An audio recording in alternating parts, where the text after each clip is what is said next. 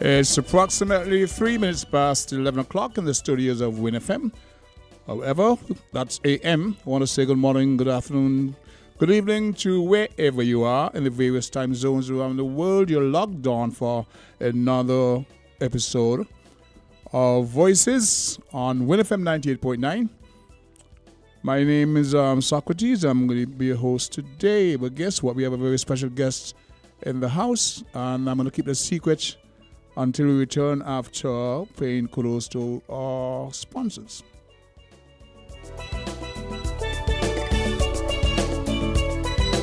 Campari, grapefruit, easy fi we. Brother, he no hard it, easy fi we. Campari, he no cup, easy fi we. Brother, he no hard it, easy fi we. Add the Campari with the grapefruit soda. That easy, bitter had the pre. Simple mixer, easy 1-3. Campari, grapefruit, that easy fi we. If you mix a Campari grapefruit, add 1 part Campari to 3 parts grapefruit soda. Drink at the bar, on the beach, or when a girl reach. Must be 18 years or older to drink. Drink responsibly. Yes? Jean! Body spray's hot, boy. I can't take it. Well, it's a good thing I called. The TDC Home and Building Depots are having their Cool 'em Down sale, and you're sure to get 25% discount on fans, AC units, coolers, fridges, and more to beat this heat. Girl, Betty, you're making joke. No, girl. Stop sweating and let's go to the store now. Come pick me up, because may want to miss the sale at TDC Home and Building Depot. Cool. Terms and conditions apply. See store for details. Are you ready for the summer? Need a plan like no other. Stay connected when you're on the go. Sign up for internet and get 1 month free, plus a chance to pay $0 for the rest of the year. Plus, get a chance to win free data, gas vouchers, $500 cash weekly, grocery vouchers, Fed tickets, and more. Switch over to Flow.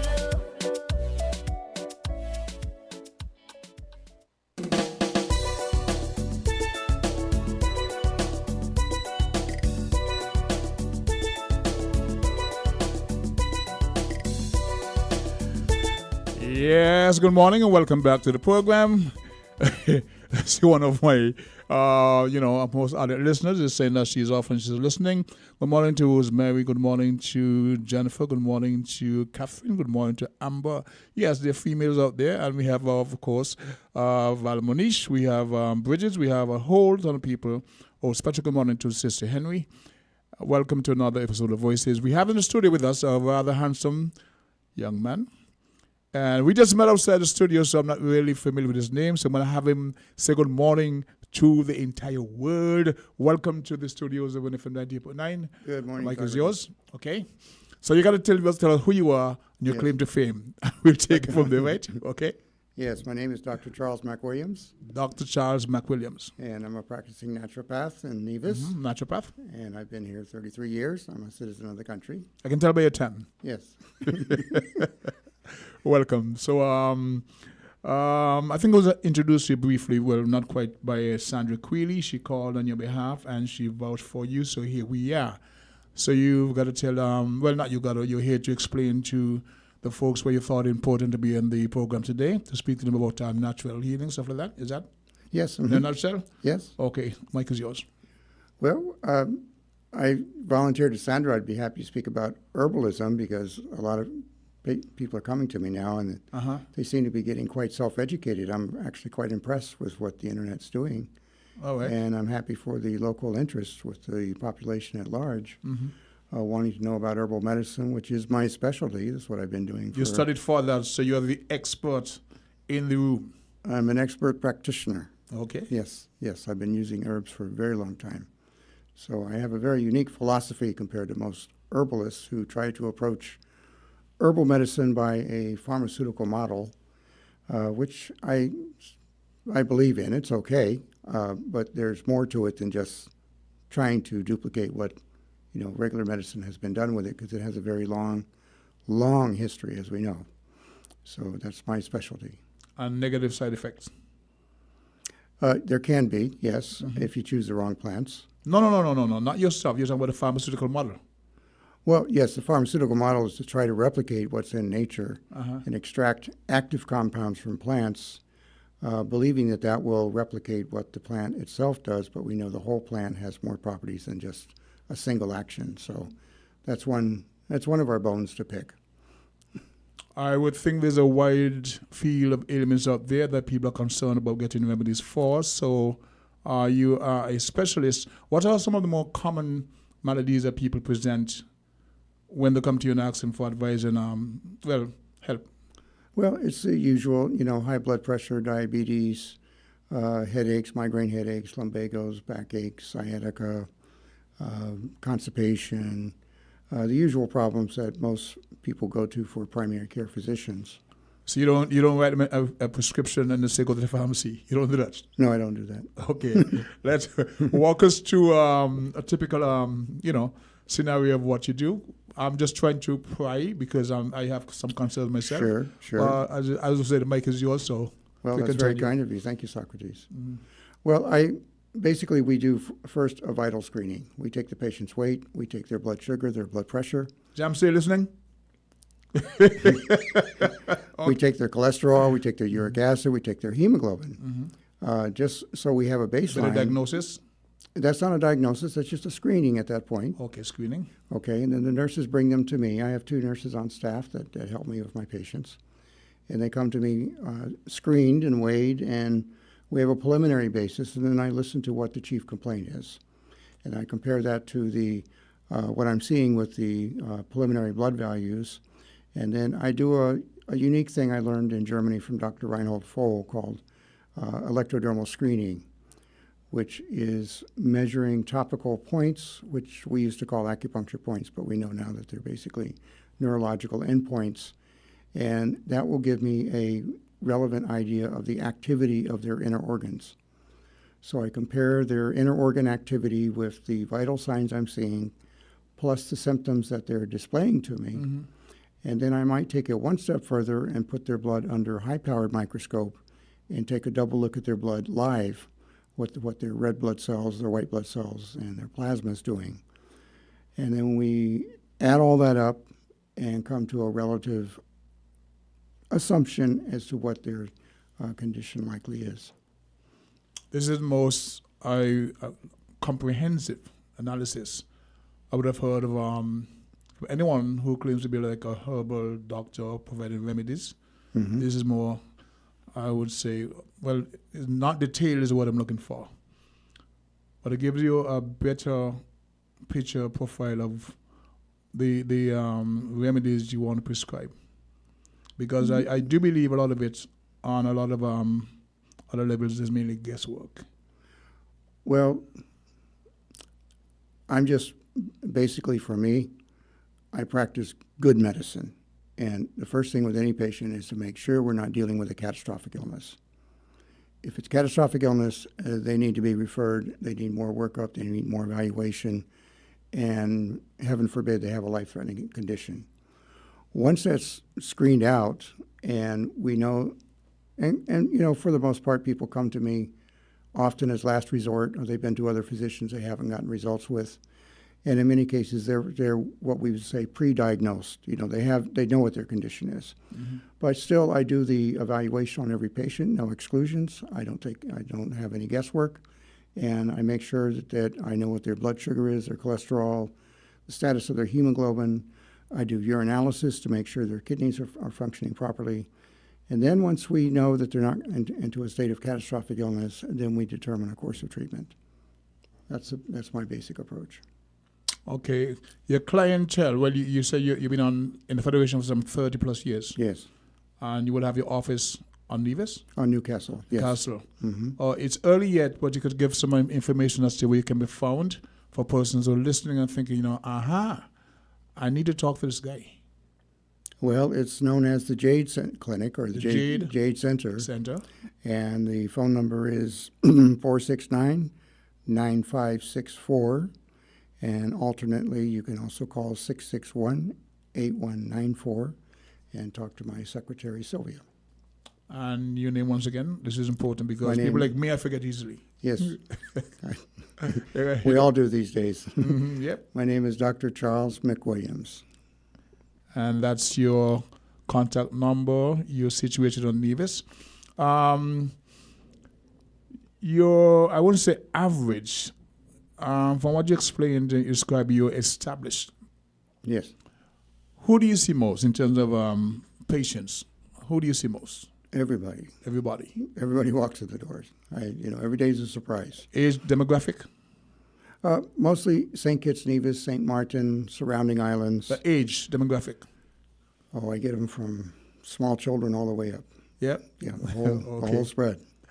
So you're known. You're a man who, okay, we know what this guy does. So, because some people figure because in their youth, they have all the energy and vitality, they don't need to go to find these. That's a big mistake these days. This is what I'm talking about. So I'm talking big about. Mistake. And as we go older, we start to double check, you know what, I need to go and find a physician. And some of us are set in our ways. We think we know it all. Yes. And we self-medicate, over-medicate, and have more problems because we think we know it all. Here is a professional speaking about the process, the approach you take before you make any determination as to what the treatment should be. Well, there's so many diseases that are silent. Blood sugar basically is silent until you're urinating so much you're getting up 4 or 5 times a night because sugar's pulling your urine out of your kidneys. But other than that, it's silent. It has no pain. Kidney stones until they fall down the ureter are silent. You don't have gallstones. You have them. Some people walk for them with 10, 20 years. They have small little gallstones. 10, 20 years. And until one drops down into the bile duct, that's when they find out they had the emergency. But if you could figure out beforehand if you had the stones and you could, as we say locally, drink the bush to wash them out, well, you can prevent that from happening. Off the cuff, what bush? Just off the cuff. For gallstones? Yes. I prefer hydrangea. I'm sorry, know what that is? Yeah. Hydrangea. There's another one called, there's one called stone root. Stone root. There's another one called Queen of the Meadow. Those are effective as well. But Hydrangea canadensis, which is a root plant, a flower, has the strongest properties to dissolve stones. But it does tend to make the tea a little bit bitter, but absolutely works. Back in the day, we drank, or we were forced to drink castor oil. That was supposed to be a cleanser for your body. You were forced to do aloe vera. Yes. Swallow that because, as a matter of fact, I was embarrassed into eating aloe vera morning. Went to this family's house, and the kids were all lining up, all excited about eating aloe. I was like, what? And they started to laugh at me. So I had to man up. And take some aloe vera. But the properties of this thing, that most of us on the street, those who grew up with our parents, grandparents, would have some idea as to what the medicinal value is in certain plants. But as I mentioned before, there's lots of guesswork. Well, overall, they're all good. But Well, knowing the portions, know exactly. So you're in a position to would have studied this various plant life and know what their properties are, knowing from studying. We would have been given that information, something passed on to us. And the times that the moringa is good for this, is good for that, good for that, but we don't have any ideas to the portion. It could over-medicate yourself, stuff like that. You want me to simplify it for you? Yes, please. I have a very unique philosophy about all of this that I've never seen one medical doctor contest what I say. Okay. Inside, everything is based on the cell. In the human body, everything operates by understanding the cell. And all drug action is geared towards either interrupting or stimulating a chemical reaction within the cell to get the cell to do something that it's not doing. Okay? What is not taught in medical school, but it's really of no fault of theirs, but it's just been recently surmised and put out by the botanical field. Surmised. Yes, is that every metabolic cycle we have within the human cell ultimately originated in the plant kingdom. And what that translates into is the fact that for every disease on planet Earth, barring a genetic anomaly, there is a plant somewhere to treat somebody for something. Believe that. So the secret to herbalism is first you study the basics. You understand the cell's metabolic cycles. You understand what herbs do, or we believe they do, inside the cell. But then as at the end of the day, it still comes to the fact that you sit with a patient with gallstones and you look up in the various textbooks, you have at least 10 to 12, 20 herbs that you could choose. So which one do you choose for that patient? You see? So herbalism is a practice not only of study, but also experience and working with them year after year after year, where you get experience to where I say, hey, gallstones, hydrangea, that's your herb of choice, but it doesn't mean it's going to work in every case. So there's a certain point amount of experimentation? Just like there is in medicine. You know, you give one blood pressure medication, patient blood pressure doesn't come down, so they go back to the doctor and they switch you off to another one. Makes sense. Yeah. So in your, okay, we're going to take, at this point, we're going to go down town and give Caesar some credit, and then return.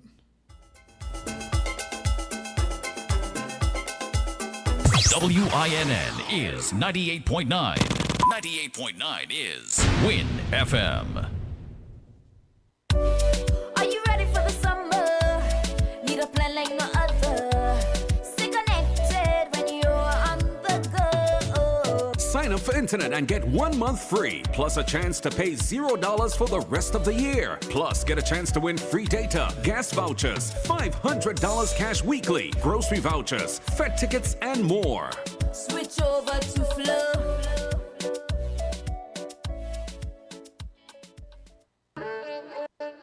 Magnum, my brand. Everybody put your Magnum in the air now. From you a drink Magnum, make me see. Take charge of things now your place now. From the river to the beach to the street. Hot Magnum when me have in a me hand there. Give her a sipper, she tell me sweet. Look for me watch for your quick time check. Yeah. Right now a Magnum a for your beat. Enjoy yourself every day of the week with a Magnum. My life I forget sweeter. Must be 18 years and older to drink. Drink responsibly. It's October, and the TDC Home and Building Depot has gone pink in support of breast cancer awareness. Shop in-store or online for our pink tag specials with up to 75% off selected items. And be sure to look out for our Flash Sales Fridays, where you get even more savings. Plus, every Saturday from 10 a.m. till 12 p.m., our team of health professionals will be in-house, offering free breast screening and the chance to win a free mammogram. So this October, remember to think pink. Think TDC Home and Building Depots. Terms and conditions apply. See stores for details.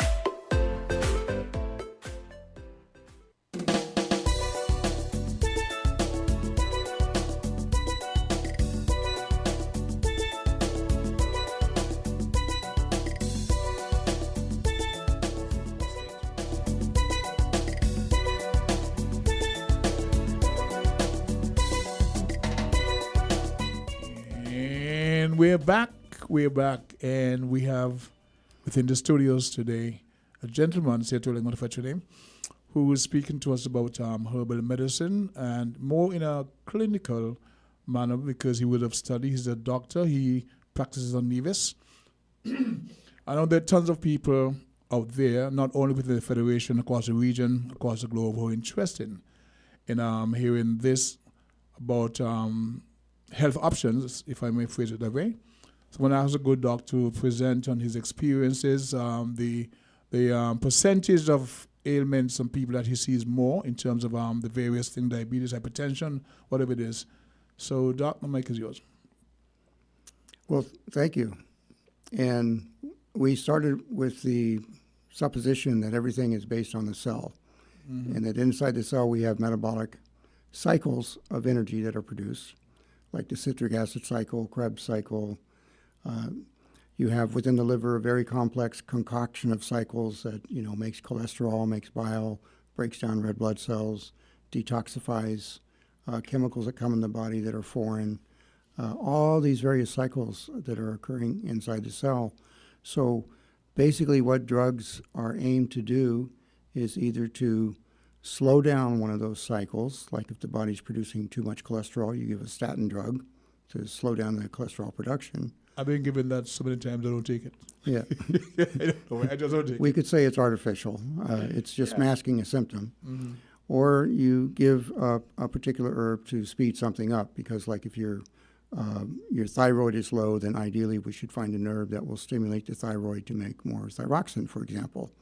So, that really is the whole basis of drug therapy, and at the bottom line, that's basically how herbs work. But we take a broader spectrum of that in herbal philosophy, knowing that if we're able to match herbs that are compatible with the human physiology that supply a host of elements to the cell, even if we're trying to guesswork one that's going to do this or that, there's still enough benefits from others properties of the plant to assist the body. So that's number one, the uniqueness of herbal therapy. It's sort of like nutrition. What's the difference between giving a vitamin tablet or drinking vegetable juice? Well, obviously you would come to the realization that, well, probably drinking the vegetable juice is going to give you more, and we have to assume at this stage of human development that we have not discovered all the vitamins, and we have not discovered all the vitamins. But we do know a lot about a lot of them, okay? So that's kind of where we come from. But there's an interesting science that's now evolving in the field of cancer, okay? 50 years of this genetic approach to cancer to try to find the genes responsible that causing the tumor has been an abject failure, an utter failure. And recently, a group of doctors have written a book called Cancer, a Metabolic Disease, realizing basically what's been said in Nature Cure for many, many decades is that the ultimate problem of cancer begins with the lack of energy, the inability of the cell to produce ATP. And now it's being also realized that diabetes, which is the burning of sugar, and the sugar, of course, makes ATP in the cell, is actually a beginning phase of that process. Cancer. Of cancer. Physiologically speaking, not clinically speaking. Does that make sense to you? Yes, this is metabolic. We could say it's a predisposition. Okay. It's a metabolic defect. Mm-hmm. So the way the trend is going now is if you don't increase the energy of the human body and of the human cell, no matter what you treat, you're going to have difficulty. So my practice has always been creating an herbal formula to fit the patient. I never rely on one herb. Like I mentioned, I prefer... Case is specific. Yeah, I give hydrangea for gallstones, but I would never give hydrangea alone. I wouldn't trust it to be the single sole one. I would choose an accompanying herb to make sure I get some result. If they both work, that's doubly good and doubly fast the patient gets a result. But if just one works, I'm happy with that. So that same thing I learned when I studied Chinese herbalism. They construct formulas for a patient. They call it the emperor and the minister. Emperor and the minister. minister. When you make a herbal formula for a patient, you choose the emperor, what we call the lead herb, and then you choose the minister, which is the assistant. And by choosing that combination, you'll generally always get a result with herbal medicine. So that's the approach to what we call the eclectic practice of herbalism. So when we do formulas for patients, we choose the emperor and the minister, but now we do one thing more. We always give an herb to stimulate the energy production of the cell, the ATP, the mitochondria in the cell, something to benefit the metabolism overall. And this is a broad spectrum of herbs we call tonics, okay? Tonics, I believe in today's world, should be something all of us take. All of us should be taking herbal tonics. We all should be drinking a little moringa bush. We all should be taking a little bit of sage. We all should be eating some papaya once a week. We all should be, adopting and adapting these herbs in our daily diet, because we are in a state of onslaught of environmental pollution. And that is poisoning the cells of the body And that's why diabetes is gaining such a stronghold in the world population. It's these foreign chemicals in the environment that are slowing down the metabolic rate of the cell. Diet and exercise. Diet and exercise and drinking plenty of water to keep the toxins flushed out, because it's toxins that inhibit the cell cycles from burning the fuel. So understanding all of this, you can see that herbalism is not just choosing a little bit of this, a little bit of that. It's a comprehensive approach to the patient. You know, what is the capacity of their liver? What is the capacity of their kidneys to eliminate the toxins? You approach all of these together to make a comprehensive program to make the herbal formula fit their particular needs. So there's correlation with all those organs. And that's why I do the blood glucose, the cholesterol, the urinalysis.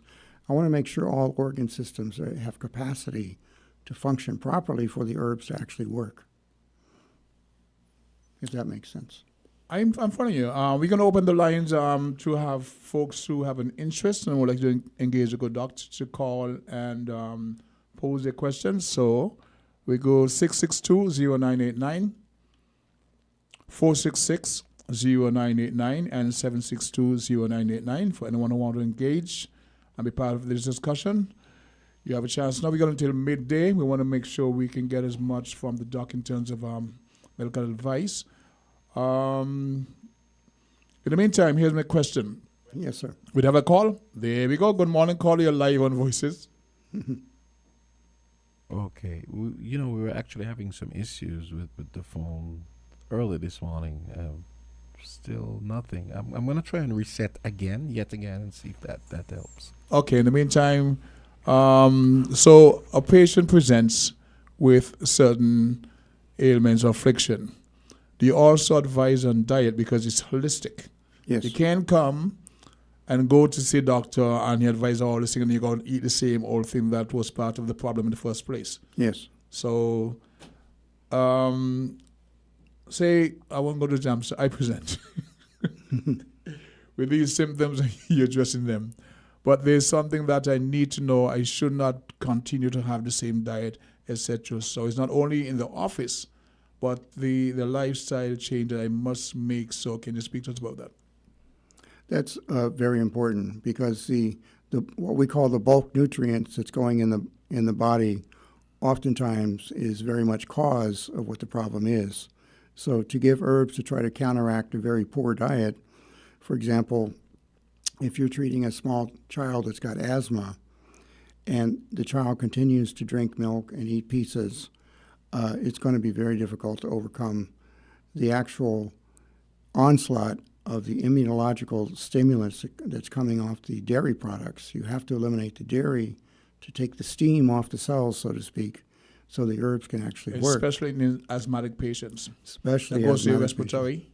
Yes, milk is a very exciting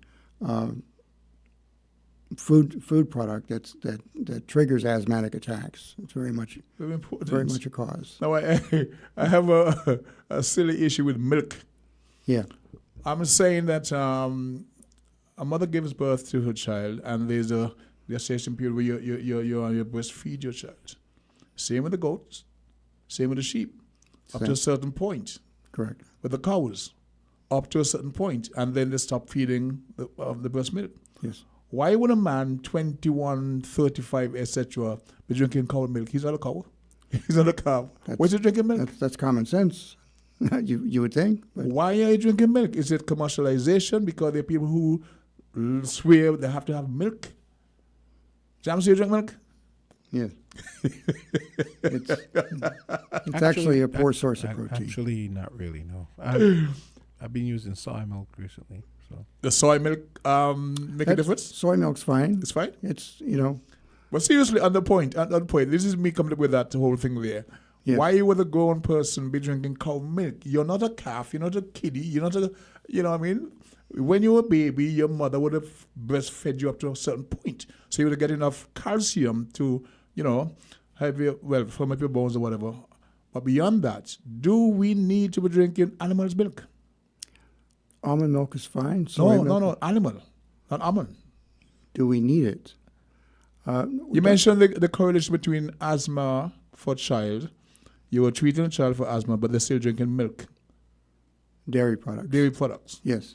Which is cheese and all of it. I love a cheese, but I'm cutting back really seriously. Cheese included. In fact, sometimes cheese is worse. It's worse. Because it's a fermented product, and there could be allergenic material in the cheese that's triggering the asthmatic response. So cheese is an uncontrolled dimension because you don't know what kind of cheese is cheese and what the fermentation properties are and the byproducts in the milk. We have Chris Collins. He's up in Sheffield in England. He's laughing. He says, good question about the milk, animal milk. And he loves to eat. This chap loves to eat. So, Chris, I hope you got that point. I'm some of the other vocalists. The times where, like during the season, I find if I'm drinking milk, it affects my performance. So you're right, dairy product in general.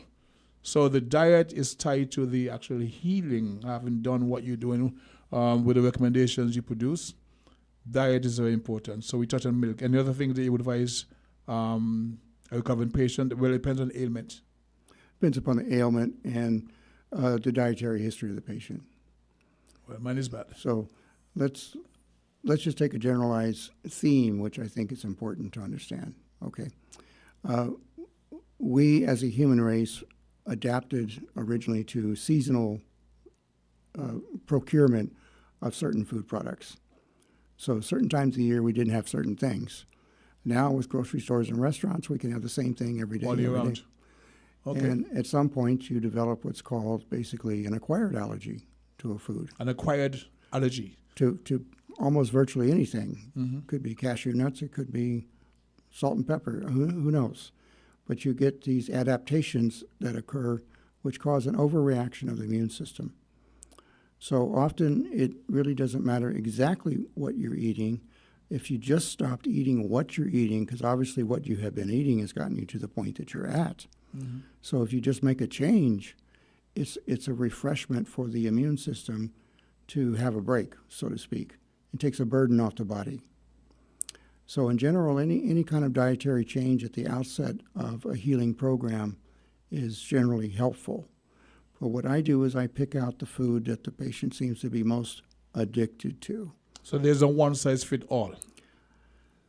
So if the person's diabetic and is overweight and they're a bread eater, the bread has to stop.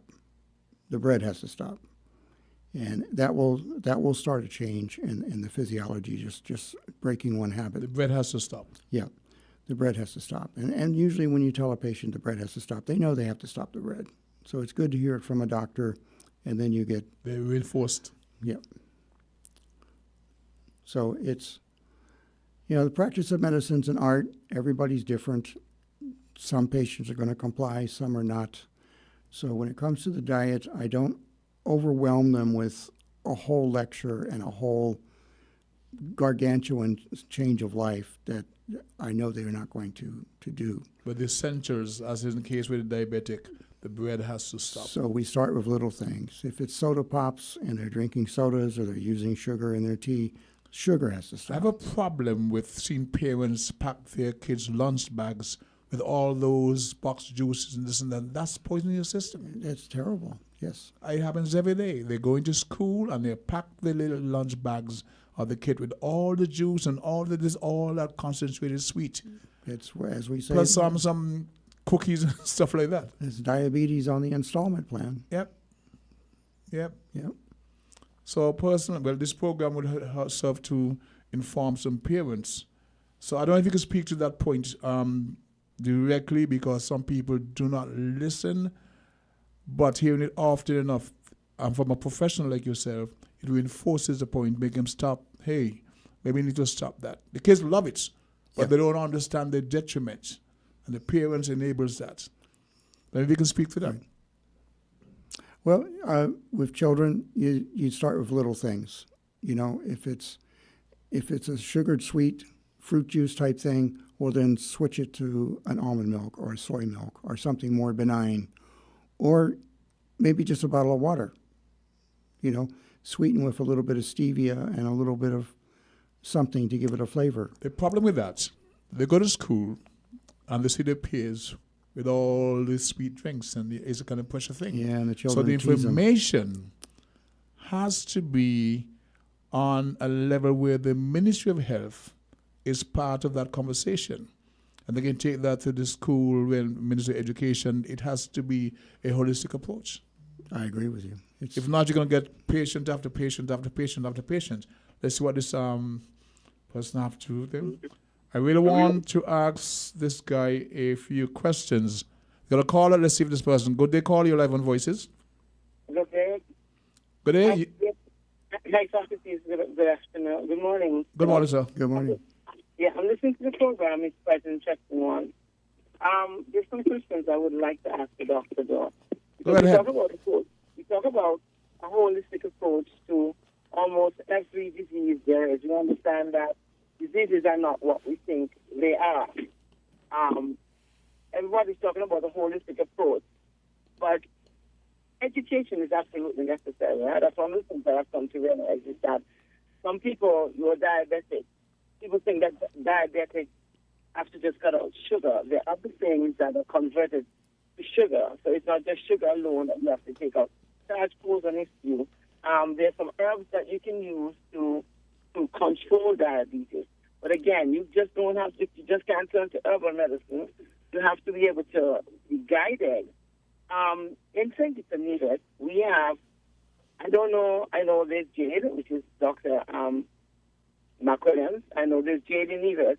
I don't know of another center that you can go to in St. Kitts and get the treatment that you need, because people are now looking towards alternative medicine in opposed to conventional medicine, because we understand that our bodies are natural and it takes natural stuff to make the difference.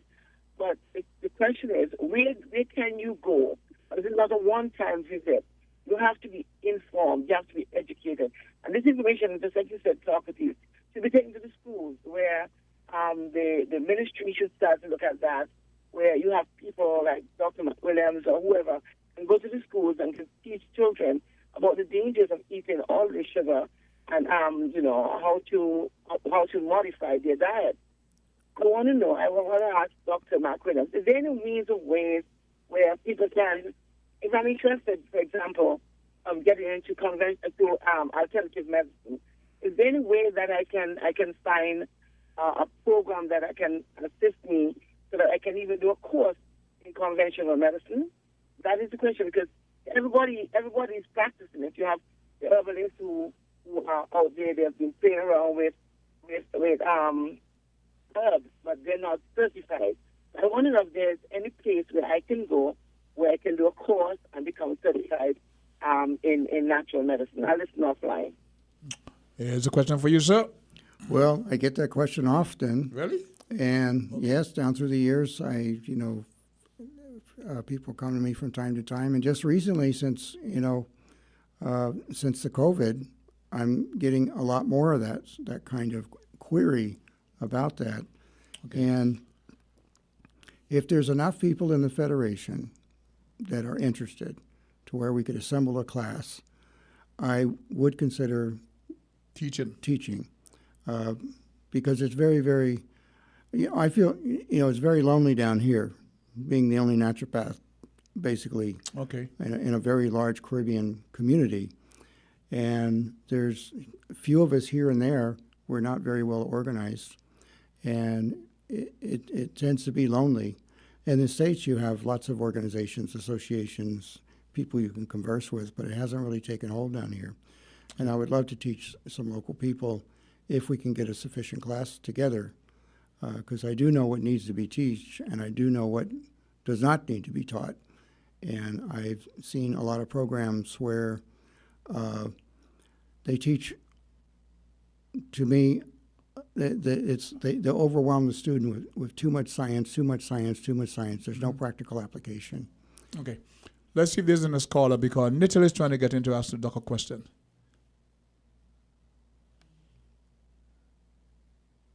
Okay, Mr. Nittel, okay, let's take this call, but in the meantime, Nittel, send me the question. I'll ask the doc for you. Good day, caller, you're live on Voices. Hello there. You're live on Voices. Okay, we seem to be having some technical problems. So in the meantime, let's take a quick break for now. We'll return afterwards to see if we get this line things sorted out.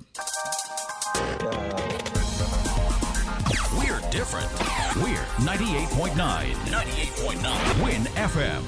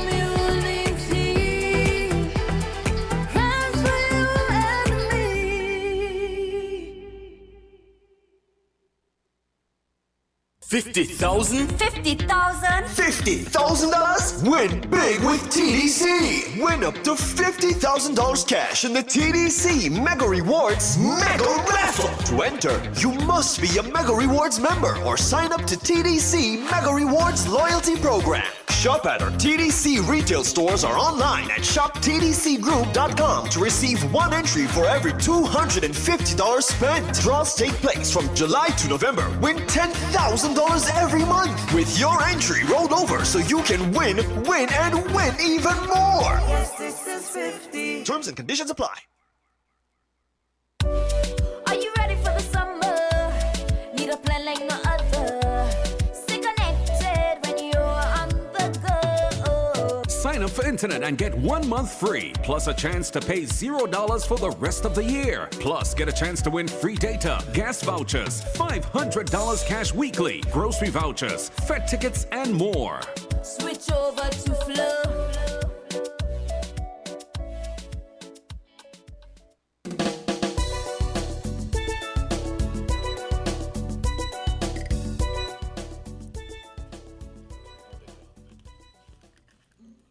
Thought I had a call on the line, but the call left here. You're listening to Voices, another presentation. It's roughly about 11:47 a.m. and my name is Socrates. We're here in the studio with a very interesting guest with some information that I think just about everybody need to tap into. Let's take this caller. Good day, caller, live on Voices.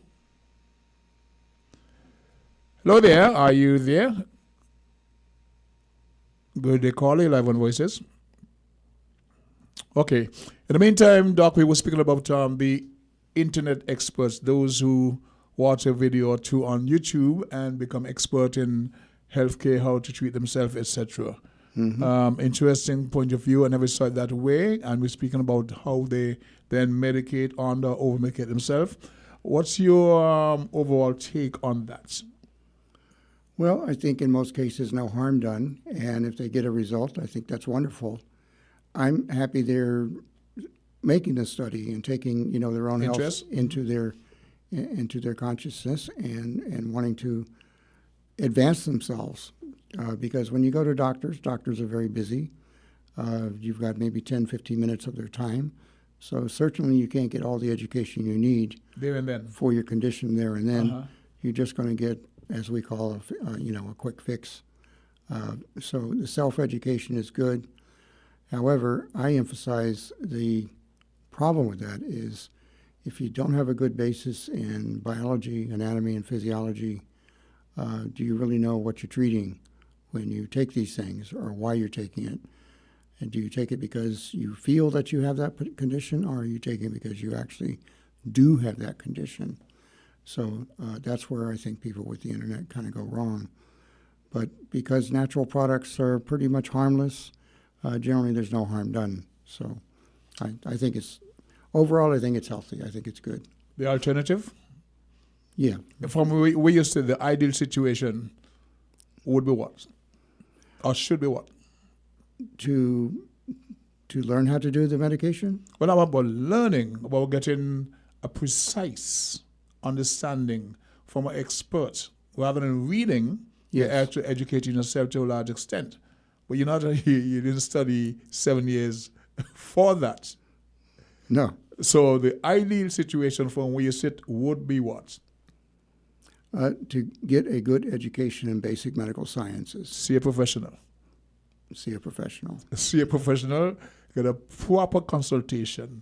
Yes. It may cost you roughly what? Let's be realistic here, because if you're investing in your health, there's no dollar value you can put on that. But based on the economics, based on people's budget in their pocket, they may not be able to, or feel they cannot really afford a consult.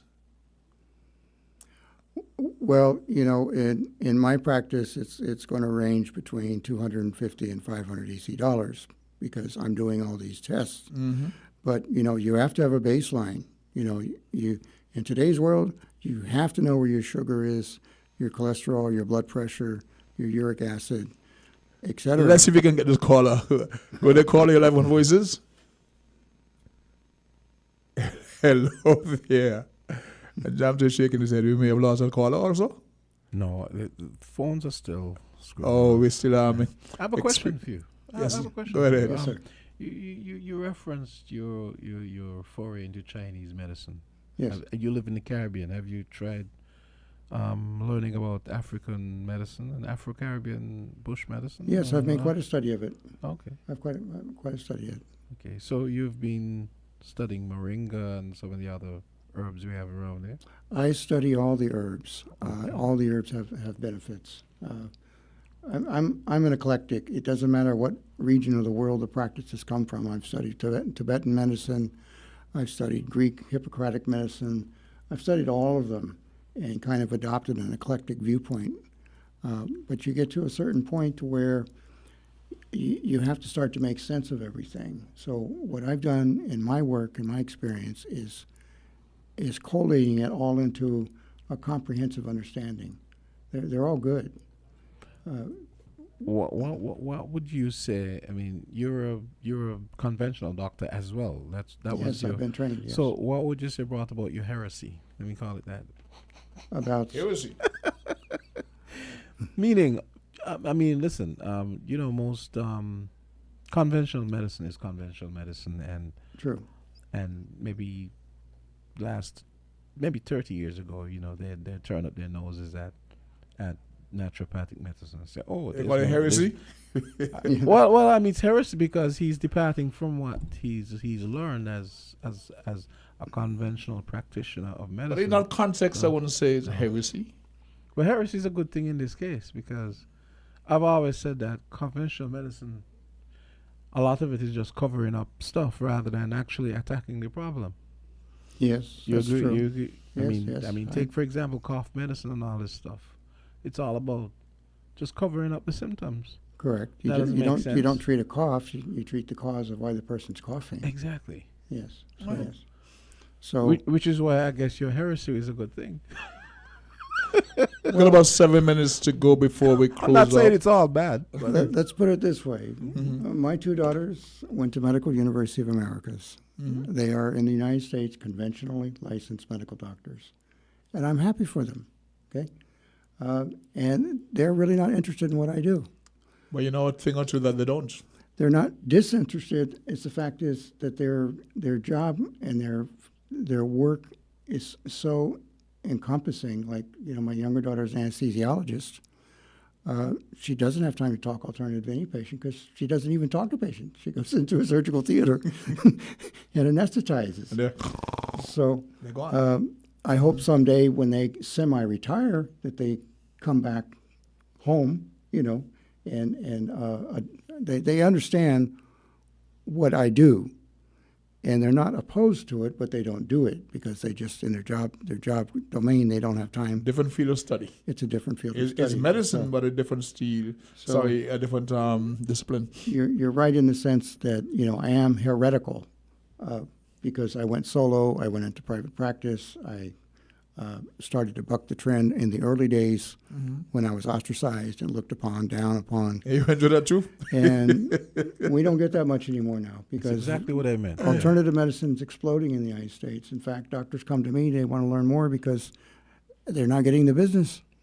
So the internet would have helped that in terms of the, I won't say plethora of information out there and the interest it would have driven in those, And you know, alternative.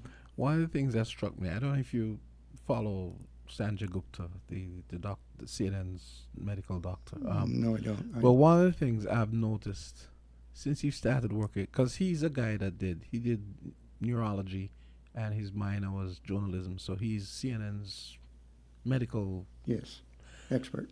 I've noticed his evolution from the time when they used to talk about marijuana and its benefits and so on. He used to be poo-pooing marijuana, like, oh, and now he's completely CBC. Yes, he's completely like pro marijuana now. And I remember I used to watch him and I go, listen to this guy. I'm like thinking, typical conventional medical practitioner. Just dismiss everything. Well, that's not conventional as far as medical treatments and stuff. Yeah, the trend is going that way. It's because what we do is not irrational.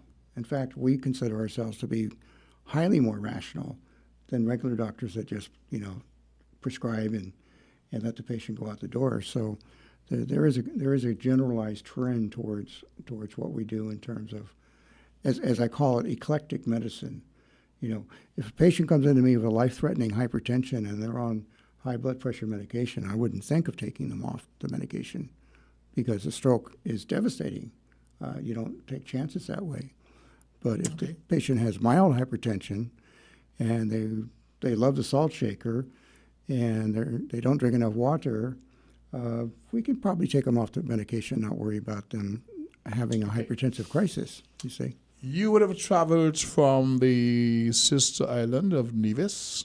Yes, sir. And you're here because you want to present as much information and share with the Federation and the world, for that matter, as possible. So we got 3 minutes. Yes, sir. Is for you to also share information that folks know they can come and to see you when they have certain ailments, what the expectations are, what you're all about. The mic is yours. We got 3 minutes before we wrap up, and it's all yours. Well, thank you, Socrates. Very kind. My phone number is 469-9564 in Nevis, and you can also call 661-8194 and speak to Sylvia, and she can book an appointment for you. And it's I start at 7:30 in the morning. 7:30 in the morning. Okay, early bird. First come, first serve. Quicker you get in the door, faster you get seen. Mm-hmm. And you will go to my nursing station. My 2 nurses will take care of you. They will take your blood sugar, your blood pressure. We will do a standard urinalysis. Everything is finger stick. We don't draw any blood unless we really, really have to. But most everything. I don't go on men afraid of the hypodermic needle. Most equipment today has gone down to the micro, so it's just finger stick, and then is that a taxi to get from the pier to Newcastle? Yeah, you have to take a taxi or bus, and the road facing the fire station of the airport is and you'll see the sign there. It will say Jade Center, and you can just walk up the road. We're right there at the end. It's been a pleasure having you.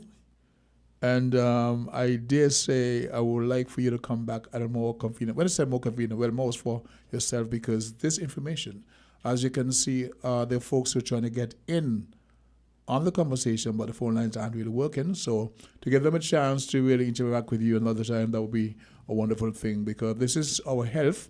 I did ask about the demographic that come to your clinic. You say it does everybody, from children to people past my old stuff. I get them all ages. Sure that, let me see if I asked the guy to send me his question for you. Okay, he asked to get his number. So can you please repeat your number one last time? Yes, 469-9564. alternately 661. Let me take it myself. So 465-9564. 469. 469. 9564. Okay. 469/9564. All right. And that's the Jade Center. That's the Jade Center in Newcastle. And when you come to Nevis, everybody knows where Jade is. Okay, in Newcastle. And you can also use 661-8194, excuse me. Okay. 8194. I'll have to take that offline because we are actually set for the Win FM's midday newscast. We want to thank all of viewers and listeners who joined us this morning. For those who didn't get to make the contribution via telephone, we apologize for that. Hopefully, we can get the good doc in house some other time. But in the meantime, you have his digits. You can call and make an appointment, visit the Jade Center, have his nurses give you, an appointment. And I dare say, from what I've learned this morning, you'll be in very good hands. We now pause for Win FM's midday newscast. You're so welcome, sir. Thank you very much. Much appreciated. We're different.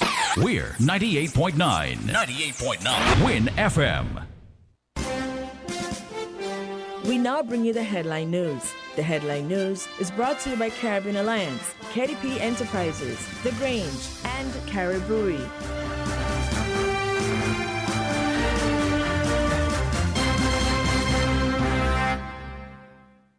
When it comes to the important things in life, your health, your education, your choice of a life partner, and of course your insurance provider, only the best will do. Caribbean Alliance Insurance is the only insurance company in the Eastern Caribbean with an A excellent rating. We have a robust 3-tier reinsurance strategy that protects our policyholders from multiple catastrophes, even if they occur in quick succession. We spread our risks over 18 territories, ensuring minimal impact to individual territories when a disaster strikes. We provide an excellent claims experience. Claim settlement is usually between 24 to 48 hours. Our A excellent rating means that you are more secure with us. Contact us for motor, property, marine, public liability, employer's liability, and other policies. Dalil Walwyn, people you can trust. Local agent for Caribbean Alliance Insurance. Tomorrow secured. With over a century of perfection behind the Mackeson name, a smooth blend with perfect balance and richness, it's no wonder Mackeson Triple Stout has a legacy of perfection. Enjoy the world over. Introducing our new look with the same great taste. Mackeson. All hail the king. Please drink responsibly. Did you know that the Grange Healthcare Facility is the first purpose-built, non-governmental healthcare organization on St. Kitts? It's situated at Otley's, 7 miles east of Basseterre in beautifully landscaped surroundings. The Grange has a team of highly trained professionals and provides care that's rated as being comparable with UK and North American standards. The Grange offers varied accommodations to suit your individual needs, and our all-inclusive packages make the cost of care per hour the most competitive on the island. Services include convalescent care for all ages, daycare facilities for older adults, rehabilitation services, and training and continuing education for healthcare providers. For more information, call 466-5525 or 465-8020. Fax 466-8221 or email thegrangehealth@gmail.com or visit our website at www.grangehealthcarefacility.com. Shipping your cargo shouldn't be a hassle. It can be as easy as a single call to Amerijet International, your worldwide cargo transportation solution.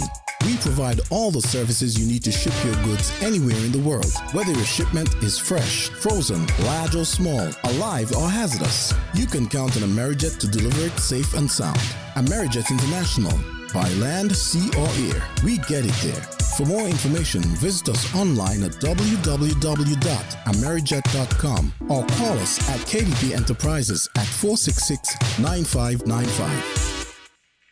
With the Win FM headline news, I am Yulana Weeks. Locally, Not much rainfall produced during the typical rainy season. Water rationing continues in St. Kitts. As food prices increases, death from hunger also increases. United Nations calls for collaborative approach to address the food crisis. The details and more straight ahead.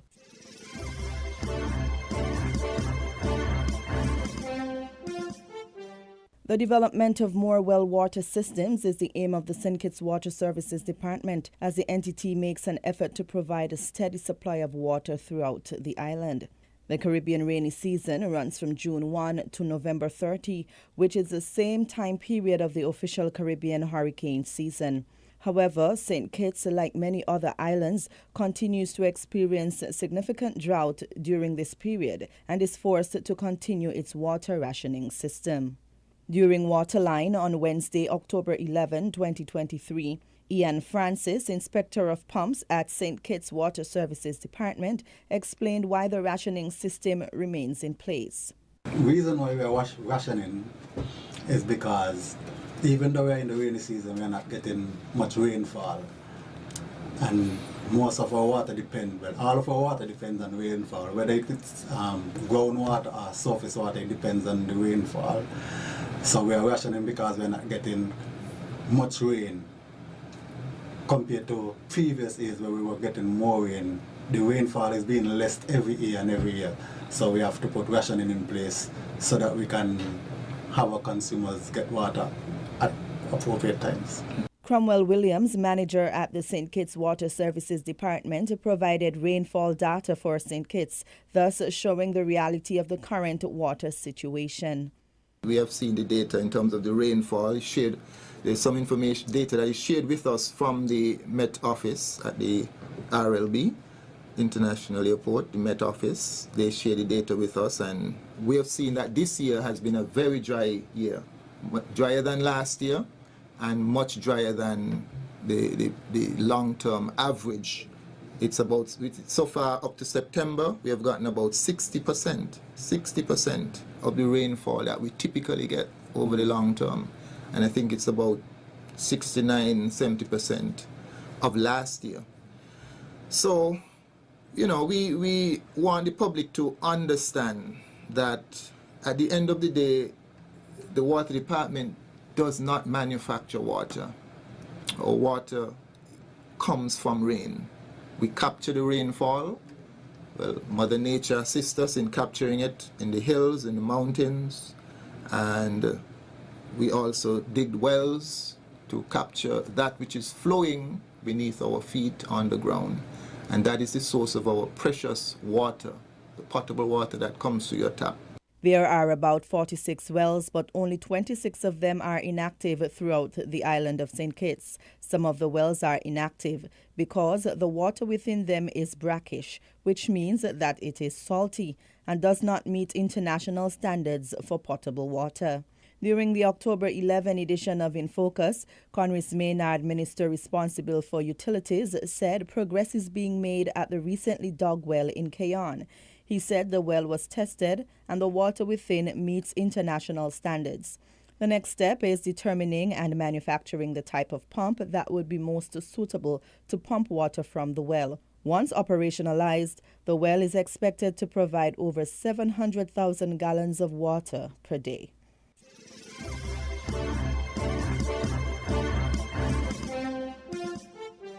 Gutierrez expressed his dissatisfaction with international government's approach to addressing the zero hunger goal, as an increased number of people continue to die because of hunger. Some 780 million people around the world are going hungry. Almost 50 million children are at risk of death from severe wasting.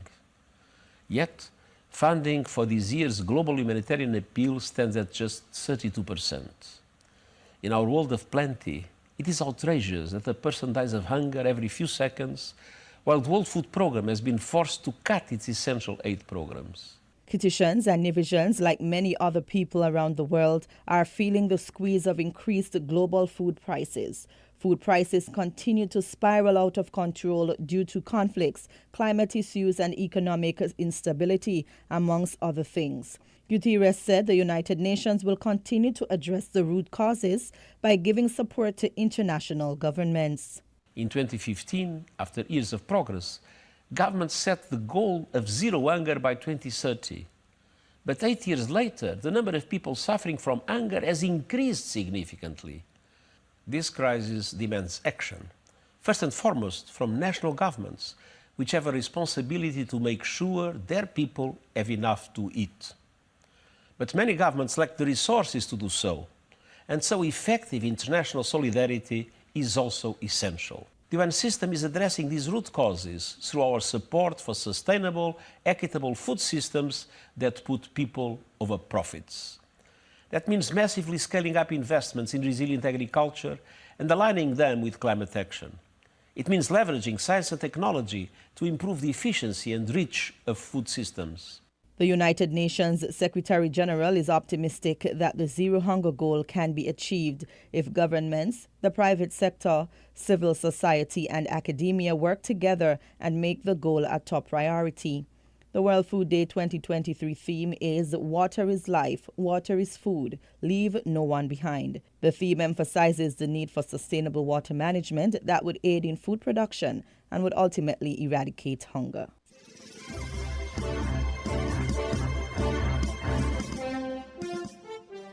Regionally, the suspects in the disappearance of Member of Parliament Philip Paulwell's daughter and her mother have been charged and are now before the Home Circuit Court. This is in relation to the disappearance of 10-month-old Sahara Paulwell and her mother, 27-year-old Tushna Patterson. The suspects appeared via voluntary bail of indictment. We are now satisfied by the overwhelming evidence secured that both Tushna Patterson and her 10-month-old baby, Saraya, were brutally murdered and their bodies burned and disposed of. Charges in relation to the investigations have been preferred as follows. Leoda Vanessa Bradshaw, 34 years old, petty officer in the U.S. Navy. She was charged with 2 counts of conspiracy to murder, 2 counts of conspiracy to kidnapping, 2 counts of kidnapping, 2 counts of murder. Roland Lloyd Balfour, 30 years old, assistant graphic designer of 67 Commission Road, Kingston 2. He was charged with 2 counts of conspiracy to murder, 2 counts of conspiracy to kidnapping, misprision of felon. Roshane Miller, 29 years old, AC technician of 1B Camperdown Road, Kingston 16. He was charged with 2 counts of conspiracy to murder, 2 counts of conspiracy to kidnapping, and misprision of felon. Richard Brown, OC Ritchie, OC Gorilla, 31 years old, graphic designer of 2 Campden Road, Kingston 16. He was charged with 2 counts of conspiracy to murder, 2 counts of conspiracy to kidnapping, and 2 counts of kidnapping. The infant and her mother are believed to have been abducted from their home in St. Andrew on Saturday, September 9.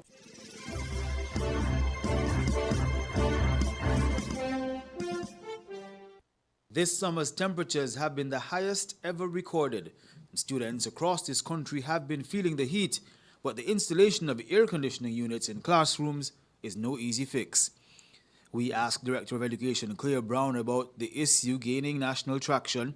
He says a facilities audit will be necessary. Before you can begin to say cool classrooms and all the rest of it, we have to make sure that we plan properly. So you do a facilities audit, you see what is going to be required to do this. Director Brown points to issues of wiring and the decorative blocks used in many of the school's designs. Project supervisor within the Board of Education, Mervyn Brown, agrees it's easier said than done.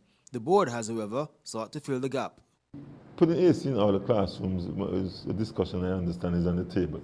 I'm not sure how that is going to materialize yet, What we continue to do, is to ensure that those rooms are well ventilated, as in cross ventilation, and we add ceiling fans or wall fans where we can. And now that it became so desperate being this heat index that we're actually having standing fans also donated and supplied to the schools by the Board of Education. Really and truly, having the AC in the classroom might sound good, but we're going to have to look at it in a more holistic approach so we can ensure that it's cleaned regularly, there's external air coming through to keep it fresh and so forth. Nevertheless, the education director says it's a relevant proposal, a discussion the ministry will soon undertake. I know it's something that persons have been asking about, people have been talking about, and the Ministry of Education is quite cognizant about, and we're doing everything, because you see, our learning environments must be conducive to learning. That sounds a little bit repetitious, but you get the point. Indeed. They must be, if students are not in a place where they're comfortable, where they feel safe, and where everything is healthy and so on, and we, rich, then we will have a problem. For ABS News, I'm Ursil Charles Jr.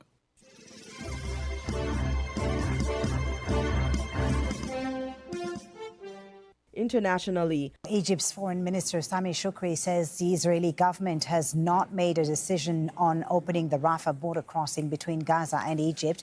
This comes after earlier reports that the crossing was set to open on Monday. Hundreds of Palestinians with foreign passports have been waiting at the border to leave Gaza, and aid for the enclave from several countries has been held up in Egypt's Sinai Peninsula for days now. Let's get an update first on the situation inside Gaza with Al Jazeera's Yumna Al-Sayed, who's in southern Gaza in Khan Yunis. You're outside of the main hospital in Khan Yunis. Yumna, describe to us first the situation there. What's been happening? Yes, Folly, here at Nasser Hospital, the largest hospital in Gaza, in Khan Yunis, has taken all the patients from other medical centers in Khan Yunis, the southern governorate in Gaza Strip, and they were all brought here because of the lack of capabilities and resources in those hospitals. This hospital is now overwhelmed, and it's completely full over the capacity of the hospital with all the patients and the injuries that come every now and then to this hospital. Yet the bombardment is still ongoing, especially in Rafah and Khan Yunis areas where homes of civilians are being targeted and bombarded over their heads. Hours ago, we witnessed dozens of ambulances drop dozens of civilians, mostly children, into this hospital of the last two targetings that were on a residential home for two families, both in Khan Yunis. The humanitarian situation across Gaza, Yumna, has been described as catastrophic.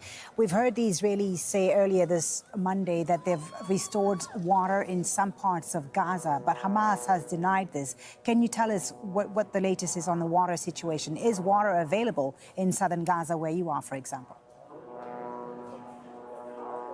There is no water until now in the entire Gaza Strip. In southern Gaza, there's no water that has reached the southern part of the Strip until this moment. I have confirmed with UNRWA manager of communications, Juliette Touma, and she confirmed to me that until this moment, there has been no water reaching the Strip in any place. Also, she said we need fuel to restore some water into the Strip in the southern parts, where Israel is claiming that it has opened the water for the pipelines to run the water into the south again for the residents of the Gaza Strip. So as long as there is no fuel to generate for electricity, to generate the water that is running out from these pipelines, no water will be able to reach the civilians of the Strip.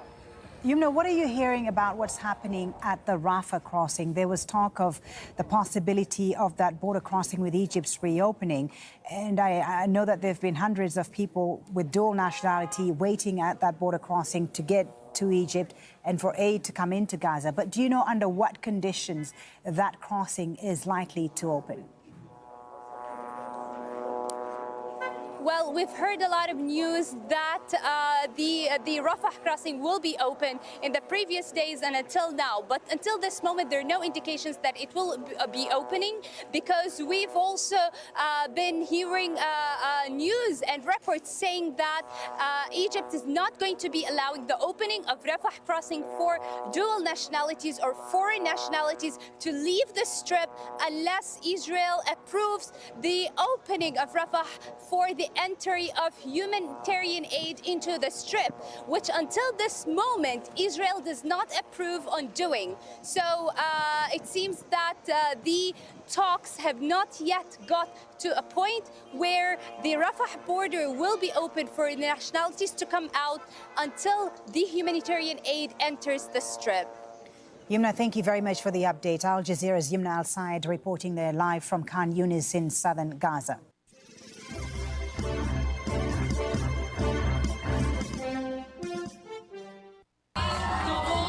Banana fortune heir Daniel Noboa won Ecuador's presidential election on Sunday.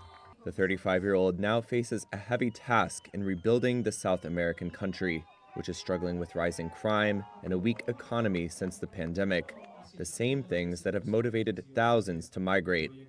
Flanked by heavily armed guards, Noboa spoke to supporters after his victory was confirmed. Tomorrow we start work for this new Ecuador. We start working to rebuild a country seriously battered by violence, by corruption and by hate. From tomorrow, hope will start working. From tomorrow, Daniel Noboa starts work as your new president. With more than 90% of ballot boxes counted, Noboa had won more than 52% of the vote, while his leftist rival Luisa Gonzalez won around 48%. Noboa's supporters celebrated in the streets as final tallies came in. I'm elderly, but I see in him the mentality of a young man that will change our beloved Ecuador. It's a breath of fresh air for Ecuador to have a ruler that does not belong to the traditional old politics. Noboa was a surprise qualifier for the runoff in the early election, and his victory marks a rebuke by voters of Gonzalez's mentor, the former president Rafael Correa, who has maintained considerable political influence since he left office despite a corruption conviction. Noboa's victory also fulfills a long-held family ambition for the presidency, after his father, banana baron Alvaro Noboa, fell short in multiple bids for top office. However, he'll have a short term of only 17 months to fix the flailing economy and address a spike in violence. It reached a crescendo on the campaign trail with the murder of anti-corruption candidate Fernando Villavicencio, who was assassinated while leaving a campaign event in August. Noboa has pledged several measures to tackle crime, including forming a new intelligence unit and prison ships to house the country's most dangerous convicts. Though markets were expected to receive Noboa's victory with more enthusiasm than they would have a win by his rival, analysts have said investors' longer-term reaction could be swayed by Noboa's cabinet picks, which are expected next week. That was the WINNFM Headline News. The Headline News was brought to you by Caribbean Alliance, KDP Enterprises, The Grange, and Carib Brewery.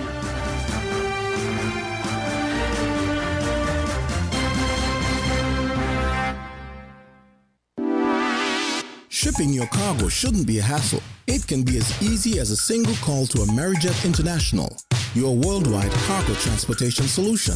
We provide all the services you need to ship your goods anywhere in the world, whether your shipment is fresh, frozen, large or small, alive or hazardous. You can count on Amerijet to deliver it safe and sound.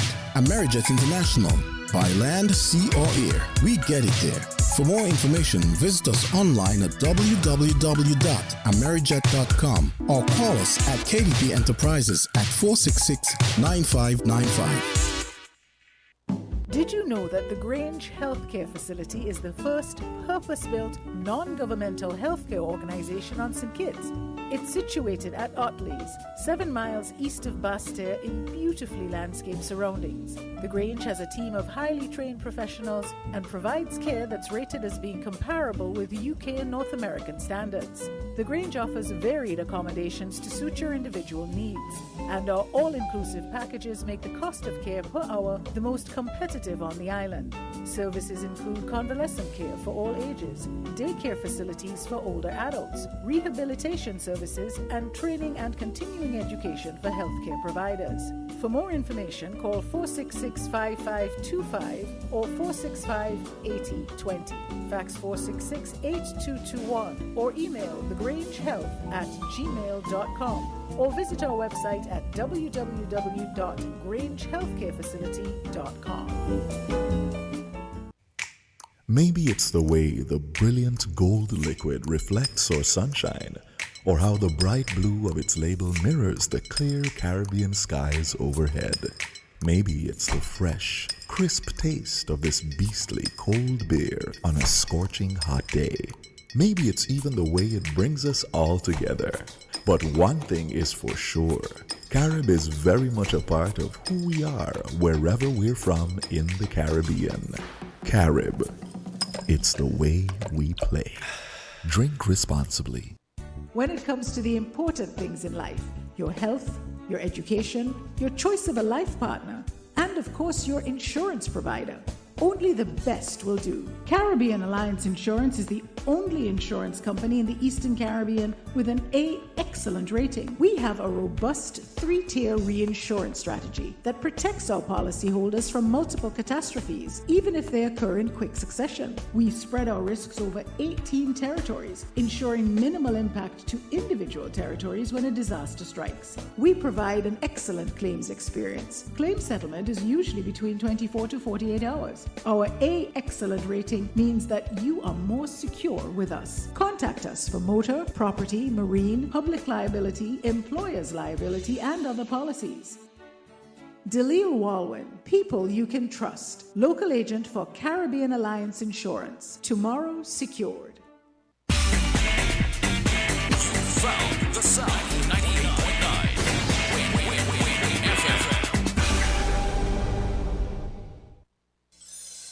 Win FM weather.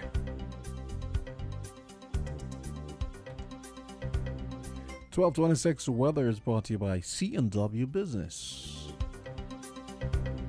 Hurricane season can be unpredictable, but your business doesn't have to be. In the face of adversity, you need a partner that goes above and beyond. Choose the path of resilience and certainty with C&W Business. Through disaster recovery as a strategy solution, C&W Business will safeguard your critical data, maintain seamless communication channels, and help you bounce back faster than ever before. Visit our website, cwcbusiness.com/myopenbusiness to learn more. Remember, a safe business is an open business. And here's your weather report. This is your weather outlook for today, and this will be valid until tomorrow, Tuesday. Yes, that's tomorrow at 8 a.m. Now, the effects of daytime heating along with all the atmospheric conditions could lead to a moderate chance for shower activity across the area during this period. Today's weather, partly sunny skies with brief cloudy spells and a 60% or moderate chance of showers. Tonight's weather, partly cloudy skies with a 60% or moderate chance of showers, and winds southeast at 7 to 19 kilometers per hour or 5 to 12 miles per hour, becoming lighter and variable at times. Seas 1 to 1.2 meters or 3 to 4 feet. Sunset today will be at 5:49 p.m. And we're looking at a temperature of 91 degrees Fahrenheit or 33 degrees Celsius. Tonight's low, it's 72 degrees Fahrenheit, and that's also 22 degrees Celsius. That's your weather brought to you by C&W Business. 12:28 Voices continues right after this. Hurricane season can be unpredictable, but your business doesn't have to be. In the face of adversity, you need a partner that goes above and beyond. Choose the path of resilience and certainty with C&W Business. Through disaster recovery as a strategy solution, C&W Business will safeguard your critical data, maintain seamless communication channels, and help you bounce back faster than ever before. Visit our website, cwcbusiness.com/myopenbusiness to learn more. Remember, a safe business is an open business. WINN is 98.9. 98.9 is Win FM.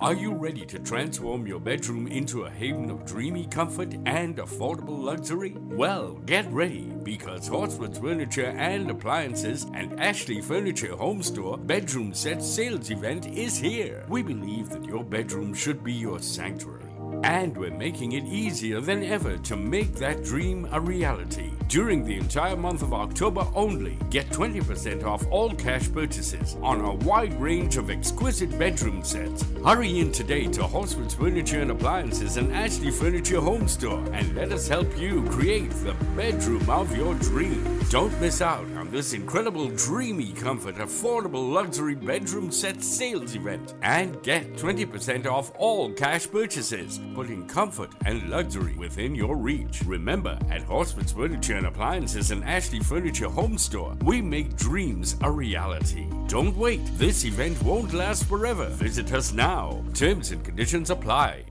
Here are your Horsford's Value Mart IGA specials, running October 5th through the 18th. The more you shop, the more you save. For the month of October, get double points on dairy and grocery non-food items. Now, our Value Club Blue Tag specials. Act 2 popcorn, $6.99. Essential Everyday Barbecue sauces, $5.99. Sunny Delight Smooth and Tangy, $5.99. Essential Everyday Shredded and Chunk Cheeses, $7.99.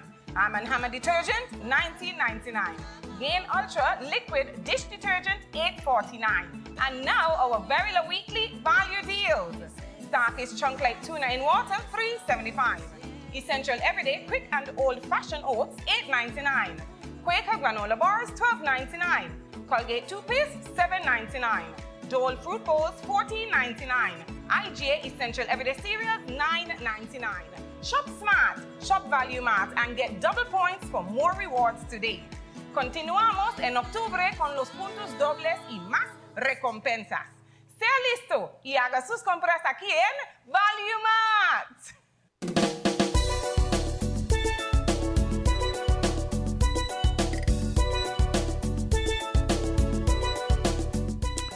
It's 12:21 and the band plays on. We're locked and loaded for the second half of today's presentation of Voices. My name is Socrates, and we want to thank all of viewers and listeners who joined us on the first half this morning, where we had the good doctor on to speak about what was it? Naturopathic medicine. I tell you, I did like 24 hours straight. I'm actually doing that at the moment, but yes, we're having some problems with the local lines, so we gave out earlier the foreign numbers. There was a caller who called to be able to get in on the program. We had, of course, Mr. Nital trying to get in on the program also. He posed a question which I passed on to the good doctor who left. But we have about an hour to delve into the second half of today's program. So the lines, the lines are open. They're a bit compromised at the moment. So there's a guest expected, as a matter of fact. Sharon, where's my guest? Because I really don't want to be talking for 2 hours straight. I want to be engaged. But just for the sake of those who have interest and questions, the Legends Band start their rehearsals this evening at our band house. That's the top floor of the OJ's building. Got about 22 Calypsonians. 2 won't be present for the opening of the tent because they're overseas. One is Jay. He's got a show in Miami on the 6th of November. And we open our tents on the 5th. So congratulations to my DJ Sparta. He'll be up in Florida doing his thing. We have Sensation, the awesome chef. She will be back in time for the second tent, but she's all a part of the Legends lineup. So for those who are unsure, as a matter of fact, the information was posted into the Carnival chat, the Sugar Mass chat. So rehearsals or band practice for the Legends Calypsonians begin this evening at 7 o'clock, top floor of the OJ's building, and we take it from there. We are slated to open the tents on the 5th of November, and Jamson and I were scouting venues because there's a little issue with the one. Might be a clash with the Guy Fawkes. I want to celebration. Guy Fawkes is on the 5th of November. And so based on the location that we're scouting, there might be a little clash. So until we get that sorted, we won't be able to tell you officially where the venue is. But of course, we will be having a series of tents. Maybe we can go across to Nevis, because we have roughly 6 Calypsonians coming down from Nevis. And we have veterans, we have newcomers to the tent. And I am tempted to play that song. Hey, since we are having an issue, can we play that song? How can we go about that? You got a call? Let's take the call. Good day, caller. You're live on Voices. Good day, caller. You're live on Voices. You have a problem. Hey, can we play the song? That one? No. Well, you have to tell me what to do. I can give it to you. You can send it and make them. Okay, let's see if I can find it. Send it. It's called Cat Scan, and it's done by Empress Lyrics out of Nevis, and that's a new entry for the Sugar Mass 51. Where do I find that song now? All right, it's on the heel of Fat Pork Tree. So let me see now, Jamster, where do they find you? Jamster. Just to get something going, because we need to get the interest out there. I'm not seeing Jamster. Are you sure? Are you in my lineup? Just kidding. Yes, so rehearsal start for the Legends lineup this evening, and we'll take it from there. So we got a whole week. We're going to start a whole week of rehearsals. Jamster, J.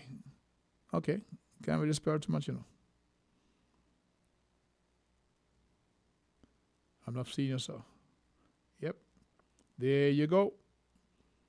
We take it from there. Just to give the folks at home and around the globe a taste of what the Legends have to offer in terms of the new lineup of songs. I'm going to present these, I think, to the Carnival Committee tomorrow. I do have a meeting with the bigwigs, so at that point in time, I'll send out across. And I have some to drop by Woman Bradshaw also. I need those songs to get up there. We want to drive interest to the tent. Right? So there is that. Tell me when you got it, so we can launch it and at least have something going on, because the guests didn't show up and the lines aren't working. Let's entertain the folks the best we can. Saying good afternoon to Petra Williams over there in Antigua. I know you're in recovery from what happened in the weekend, but that's okay. Rosemary up there in New York. We got Catherine in Toronto. We have Jennifer in Atlanta. We have Chris Collins, and he was interesting in the earlier segment of the show. Just to keep it going. Africa's trying to get in on the line. He asked for the overseas lines. They want to make a contribution to the show. We are experiencing some technical difficulties with the local lines until that's sorted. I want to play some of the songs that's coming up for the Sugar Mass 51 Carnival season as soon as Jamster is ready. And that song is called Cat Scan. Hooked. I'm going to get, let me see you get the overseas lines queued up so we can get folks making the contributions if they can. It's Friday. Sorry, it's Monday.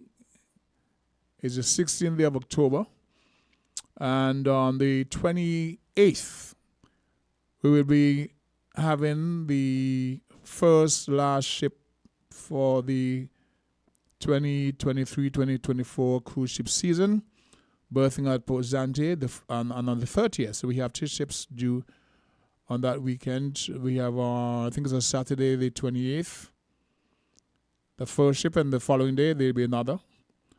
And we start the cruise ship season. We told this may not be as vigorous as previous one, but at least we got something going. Taxi drivers, tour operators, just about everybody's waiting, anticipating the start of the 2024 cruise ship season. Ready for me, sir? Not quite yet. Okay.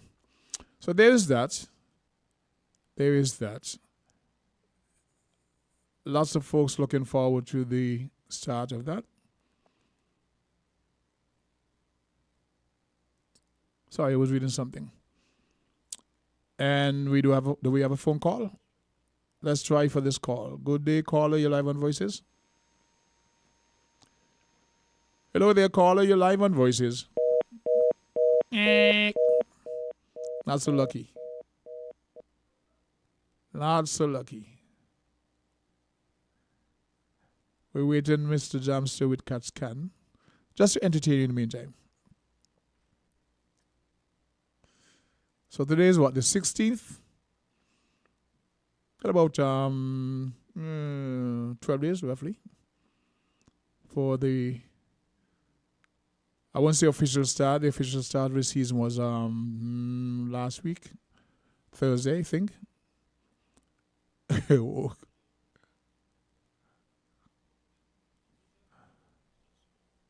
So it's Monday, the 16th of October. We're having some challenges in being able to present the song or getting the calls on the line. So here we go. Africa, try your call now. See if you get something sorted. Chris Collins, man, is the can.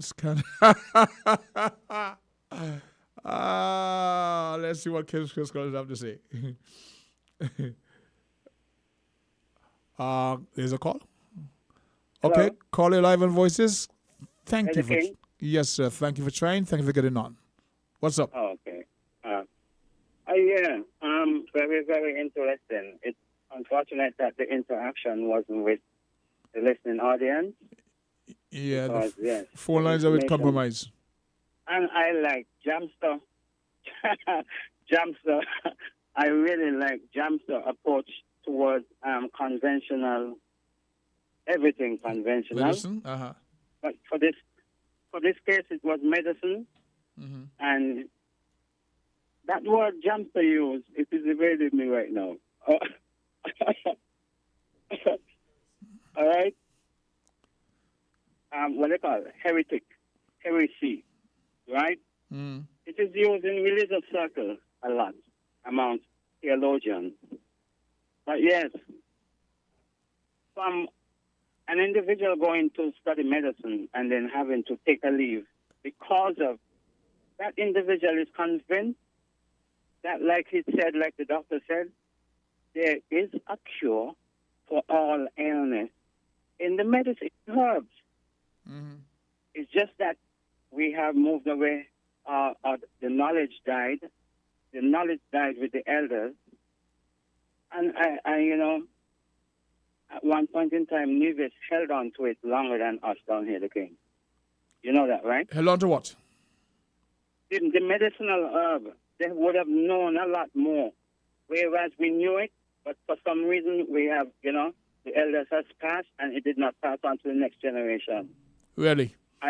Yes, growing up, Nevisians knew more about it, to be honest. For whatever reason. Even today, you will hear conversations saying that Nevis has kept the culture more so than Kittitian to an extent. And that is true. Did the migration take part more amongst Kittitian? Because migration is what would really impact that retaining of the cultures and the traditions. We have more people migrating from St. Kitts than Nevis. You still Nevis has their clay pot, and they still preserve. Some of them still use the coal, the oven with the wood oven. Certain cuisines and certain things like sarsaparilla. Mm-hmm. I used to, growing up Rastafarian, we go to Nevis to buy our yabba pot, what we call yabba pot. So that's the way we cook. But it was the earthen vessel, which they are called the earthen vessel. They still had that, so that was the cultural norm. And yes, and the sarsaparilla. So they still had that medicinal. And the doctor spoke about the concoction. He didn't use the word concoction, but he used the word of, where you have more than one herb put together and you come up with a brew. Okay. The word is evading me. You know? But the question I wanted to ask him, though, is that he spoke a lot about the cells. You know? Would one should be able to detox the cells first? Detoxification, detoxing of the cell, before you can rebuild those cells. Or cells, we know cells die and cells will grow. Rejuvenate, yeah. Some. Yes. So you have to detox the cells, those that will not probably die off, and rebuild the cells. Mm-hmm. The question I wanted to ask him is that can the cells be overloaded? Because he did not really buy, taken from him, he did not really buy the overdose of what we know a pharmaceutical drug can do. The view was like, use the herb. It would be best you use it in modesty, but if you use it regardless. Or use two. Because if one do the work and one may not surprise to do the work, the combination, the other one might just do it. Mm-hmm. So I get that from him of the mining herb, because I experienced an illness, the king, and I went in my kitchen. I went in my kitchen. I got all the way to the medication. I wasn't going to complicate it. What the doctor gave me, I put it aside. So I wasn't using what the doctor prescribed with what the herb. You know what I mean? Okay. I decided I'm going to use one because the two of them, it might bring a complication. And I could tell you today, the king, I'm feeling like a 19-year-old. Well, I saw you earlier. You look feeling hearty. I saw you earlier today. We're splendid in your African messaging. You know what I mean? We go through phases. Go ahead. Sorry. Go ahead. Permit me though, seeing that the doctor is not there. Go ahead. The last conversation we had, quickly, a minute. The last conversation we had, the king, it is 34 instances in the Bible where you remember you talk about the libation? Yes. It's not a one-off, and we get the impression from a caller that it was just this one-off, and it happened so, and it just happened so. 34 instances in the Old Testament and also in the New Testament. You do your research. I remember the caller's remark, but I wasn't really buying that because it's not just tied to the one example. And different thing. Also, about the black and white in terms of idolatry, I don't buy that.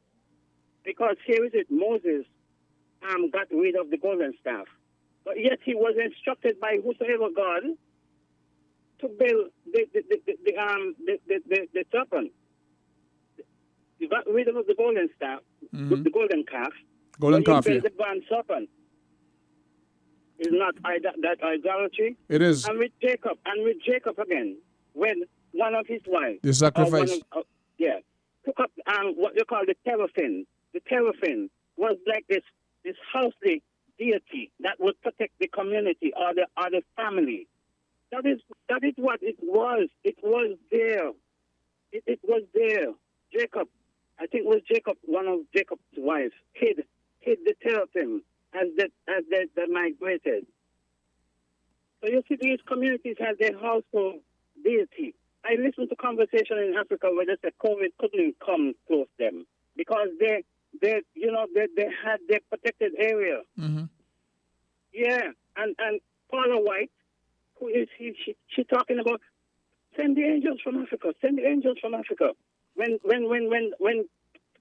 Trump was in his morass, when almost, this lady was calling for the energies to come from Africa to help. Africa, the feast of the Passover. Yeah. That was replicated because that ceremony in Africa, where you see the mock jumpies that we have here? Yes. They can be traced back to Africa on a ceremony where at a certain time of the year they would walk through the villages on stilts, blessing each house. We read of that example in the Feast of the Passover where the angel went through the villages and painting that blood or whatever it is over the lintel of his door. And that was supposed to protect that way then, that was supposed to protect the inhabitants. But we see it the king. in Africa. The mask where you do the Dogon mask the Yes. masquerades, what we call masquerades today. All of that came across with us. What the point I made? It survived the came middle across with passage. us. I just want to read one last thing. Deuteronomy chapter 32, verses 8 and 9. It is in the LXX, which is the Septuagint. It is in the Masoretic text, and it is in the 4Q Judith. Okay, these are the 4Q is from the Dead Sea Scrolls. These are literature that came down to the Jewish communities. Okay, but what is interesting is saying when El Elyon gave the nations an inheritance, when he separated the sons of man, he set the boundaries of the peoples according to the number of the sons of God. That is what the Dead Sea Scrolls say. But listen what it say here in the Masoretic text. When El Elyon gave the nations their inheritance, when he divided all the sons of man, he set the boundaries of the peoples according to the number, according to the sons of Israel. But Israel was not a nation when that day took place. If you go back to Genesis chapter 10, Israel was not a nation. And before the word Israel, the nation became Israel. They were known as Ephraim. Ephraim. Yes, similar to how the Anglo separated from Tingis and Nevis. It is so Israel separated from the Egyptians, because they were partly Egyptians, probably released by their mother, because the sons of Jacob went to Egypt, and the population, they was enormous when they came out. Okay. So the sons of Israel and the sons of God. It's a contradiction with the Masoretic text and the Dead Sea Scrolls and the Septuagint, which is also said the sons of God. So Israel was no way a part of the equation. Okay. He gave Yahweh. The Most High gave Yahweh to Israel. Who did the Most High give to the other nations, the other 71 nations? And Israel was not a part of it here. So Yahweh is only one of the sons of God, or the Elohim. Yahweh is not the primary Most High, or she, or whatever it is. It is right in the book. It is right there. So the Qumran, the Dead Sea Scrolls is much older than the Masoretic text. Even as it is probably as old as the Septuagint version. The Septuagint came to the Greeks. Because remember, Egypt at one time, Alexandria was the center of learning, where the library was, where all documents from all over the world, those Ptolemaic kings requested that everybody bring a copy of the religious document and the astrological document, and all documentation of medicine and stuff was housed in the library in Alexandria. Yeah. That is where the Greeks, the Jews were. They call them what kind of Jews? The Hellenistic Jews. That is where the center were. Thanks for listening. Thank you for your contribution, and that brings me to the point. Let me give out these numbers again for the overseas lines, because you were able to get in on the program because of that, and that's the New York number. It's 718-285-6948. And then from Florida, it's 305-921-4619.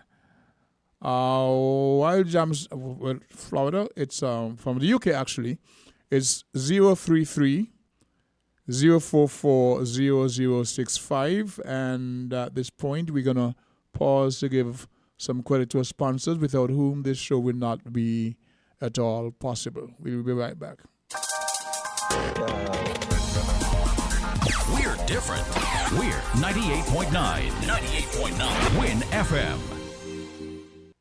Riddle this, riddle that. Horseman's Furniture and Appliances and Ashley Furniture Home Store is again giving away hundreds of thousands of dollars in cash back for free groceries with every hire purchase. Will be given back this coupon season. Happening now. Hundreds of thousands of dollars in cash back coupon to all our hire purchase customers this coupon season. Starting now until December 2023. You get absolutely free groceries with every hire purchase at our Horseman's Furniture and Appliances stores on St. Kitts Nevis and our Ashley Home Store on St. Kitts. So riddle this. Where can you get quality furniture and appliances at great prices with a flexible FlexPlay plan and with absolutely free groceries with every hire purchase? Riddle that. Cashback at Horseman's Furniture and Appliances on St. Kitts Nevis and our Ashley Home Store on St. Kitts. Riddle this, riddle that. Horseman's Furniture and Appliances and Ashley Furniture Home Store is giving you over $250,000 in cashback and a chance to win free groceries for a year. Riddle that cashback. Terms and conditions apply. See store for details.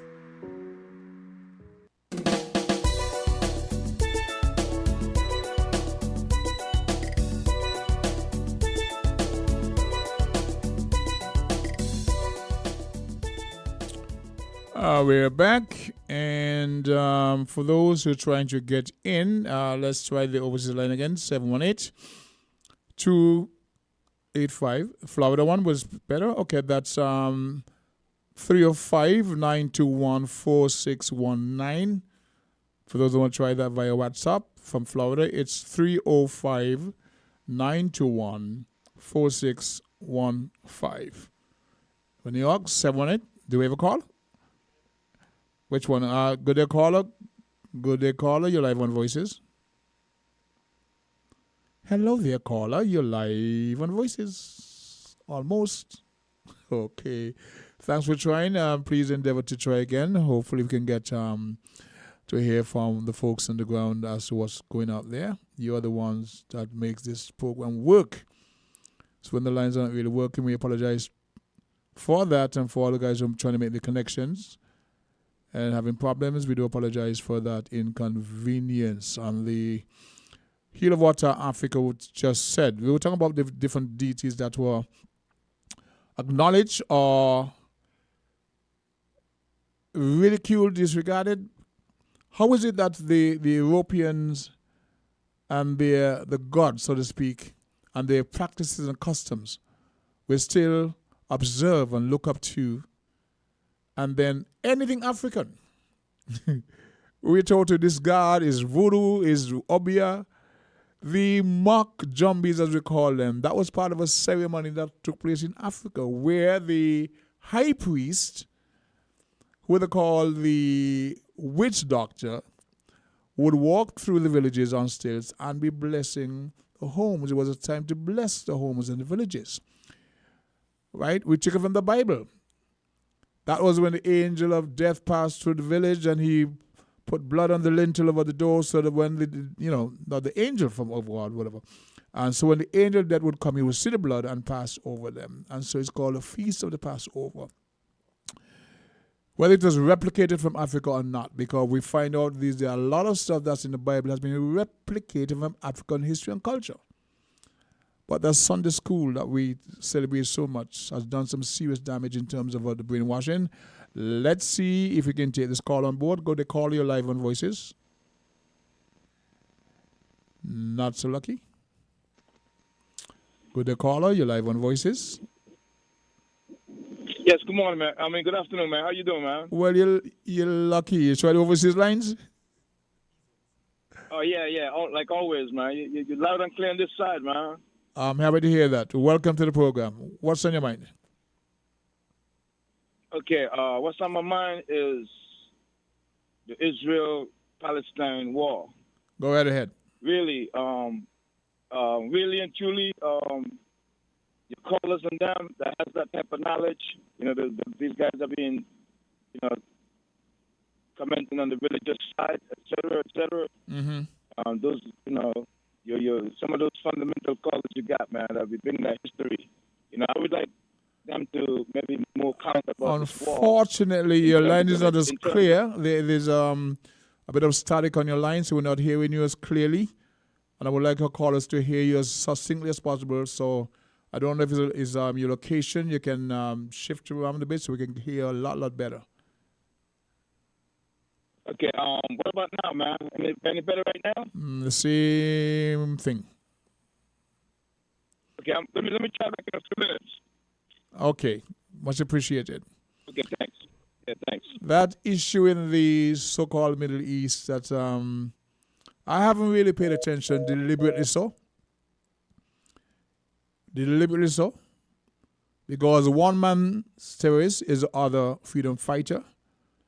And too often our people are mindful of joining the bandwagon to demonize other people and declare that this particular race was attacked and the response is justified, they should do this and that, when we don't even know half of the story. And when we look at our own experience as Africans, when the guns are trained on us, the many nations who do not come to our rescue. So while we empathize with the people who are being slaughtered, whatever provoked it is not justified to be killing people, dropping bombs on people. And then because of the superpowers supporting certain activities is all right. I don't subscribe to that. I do not subscribe to the hypocrisy. And you're saying that these wars or proxies are funded by certain nations because they're terrorist nations. When you yourself is the author of everything when it comes to terrorist activity. The hypocrisy of that issue, right? I have been wading on. I am more concerned, and this is not being selfish, I am more concerned with the welfare of my people. Because both of those nations have turned their guns, their vitriol, and their racism against people of African heritage and descent. So I'm not saying, well, it didn't bother me. It bothers me, the hypocrisy of it. But I'm mindful not to weigh in on one side or the other. And those who are sending sympathy for this and sympathy for that because these guys were terrorists, I hope the day may not come that you find yourself labeled the same way. Our history tells us that who they call the Arawaks and the Indians were all slaughtered in the name of the Lord. They were sent forth to obliterate other cultures. First, you Christianize them, and if they don't conform, you have the right to slaughter them because they were devil worshippers. And when Haiti kicked the living daylight out of those European powers, when Haiti freed up, supported Simon Bolivar to free up South America, all those countries was paid for by Haiti. You guys need to know how powerful our people are. Haiti supported Simon Bolivar. As a matter of fact, Haiti sent troops to fight in the U.S. Revolution and establishing the Western Hemisphere the first free black independent nation, the only country that did not support slavery, the only one. As a matter of fact, it reached out the olive branch for anyone who was running from persecution and oppression and from slavery to come to Haiti.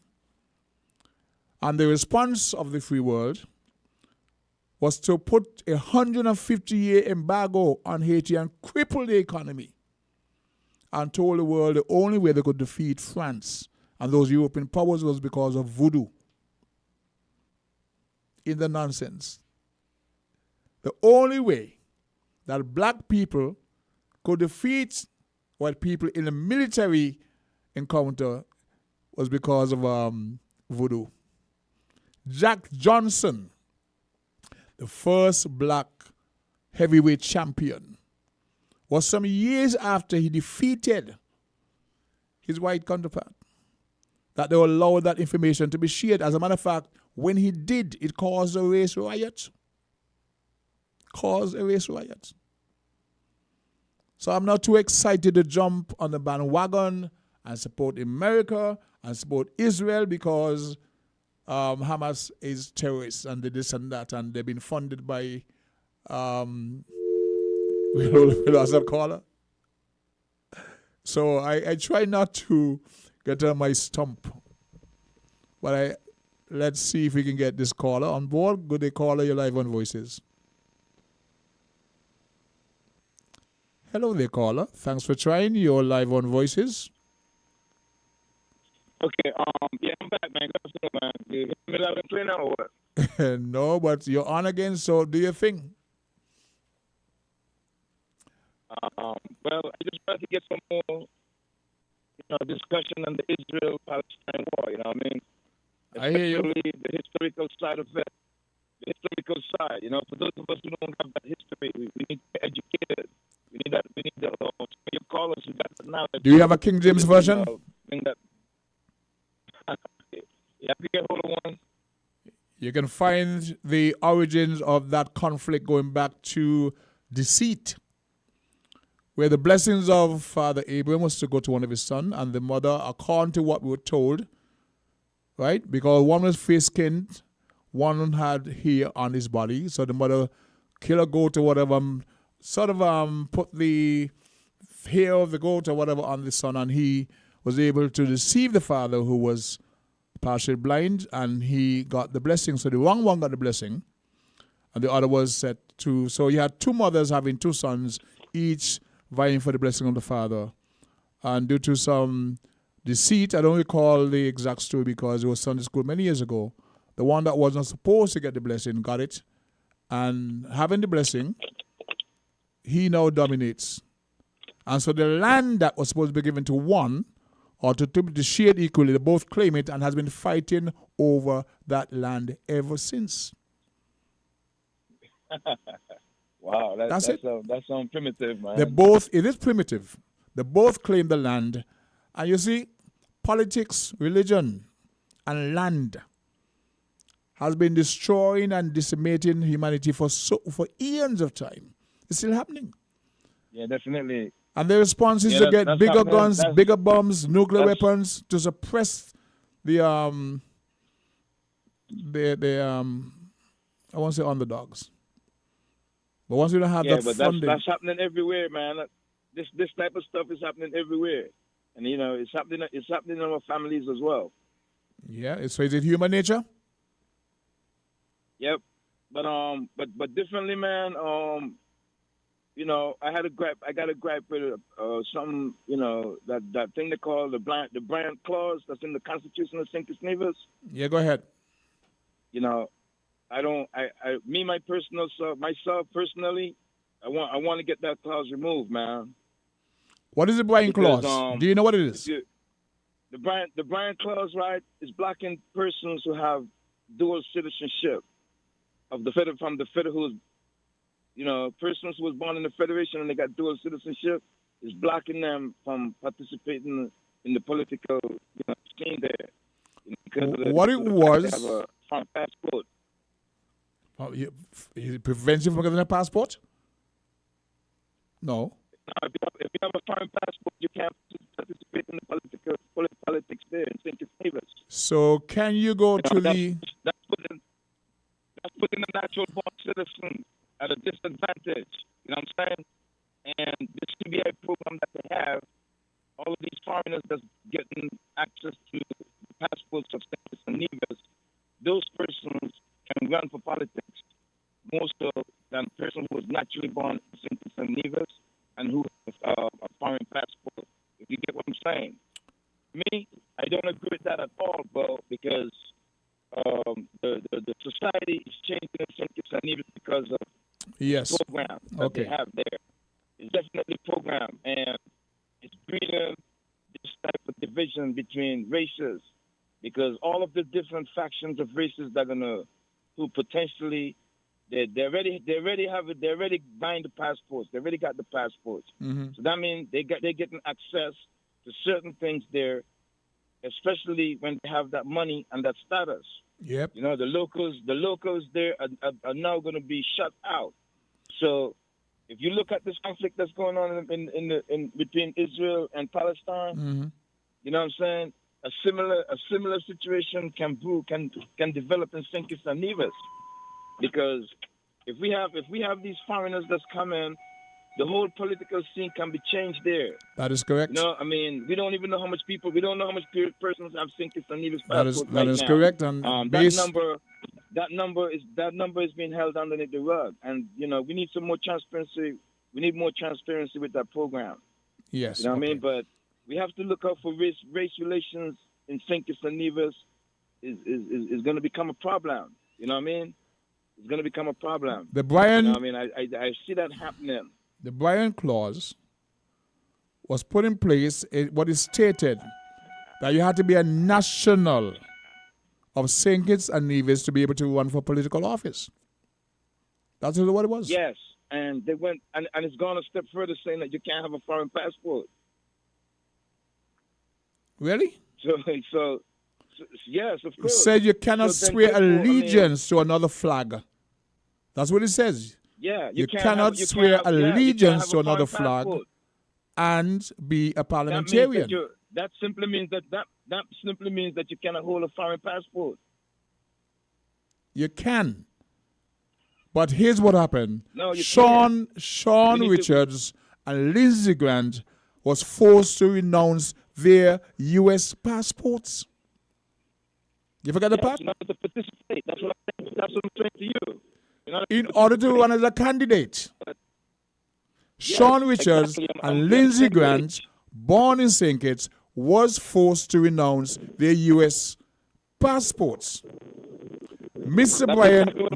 Bryan was born in Antigua.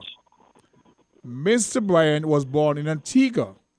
And at the time, being a political activist or whatever he was, and they made legislation that he cannot run for political office if he was not born in St. Kitts. Me personally, I don't agree with that, man. So the thing with born in St. Kitts and Nevis and have a foreign passport, you can't run for politics in their own country. You can't tell that to an American-born person in their own country. I am hearing you that you want to change. I have no problem with them. I have no problem when they put in the population. That means you put in a natural born citizen at a disadvantage when a foreigner has more advantages. A foreigner who has bought one of these passports can become prime minister. Moreover, a natural born person who has a foreign passport from St. Kitts and Nevis. I don't agree with that at all. How is that affecting the Bryan clause? I don't understand that. Mr. Bryan was not born in St. Kitts. He was born in Antigua, not St. Kitts. No. Sean Richards, who was born in St. Kitts and Nevis, he had to denounce a foreign passport in order to run in his own country. You get what I'm saying? Yep. But you can't tell that to somebody in America who was born in America. They have a foreign passport, but they can't run in their own country. That was legislation. That was legislated, enacted by a former prime minister, and it turned around to bite him the same way because that legislation came back to haunt him.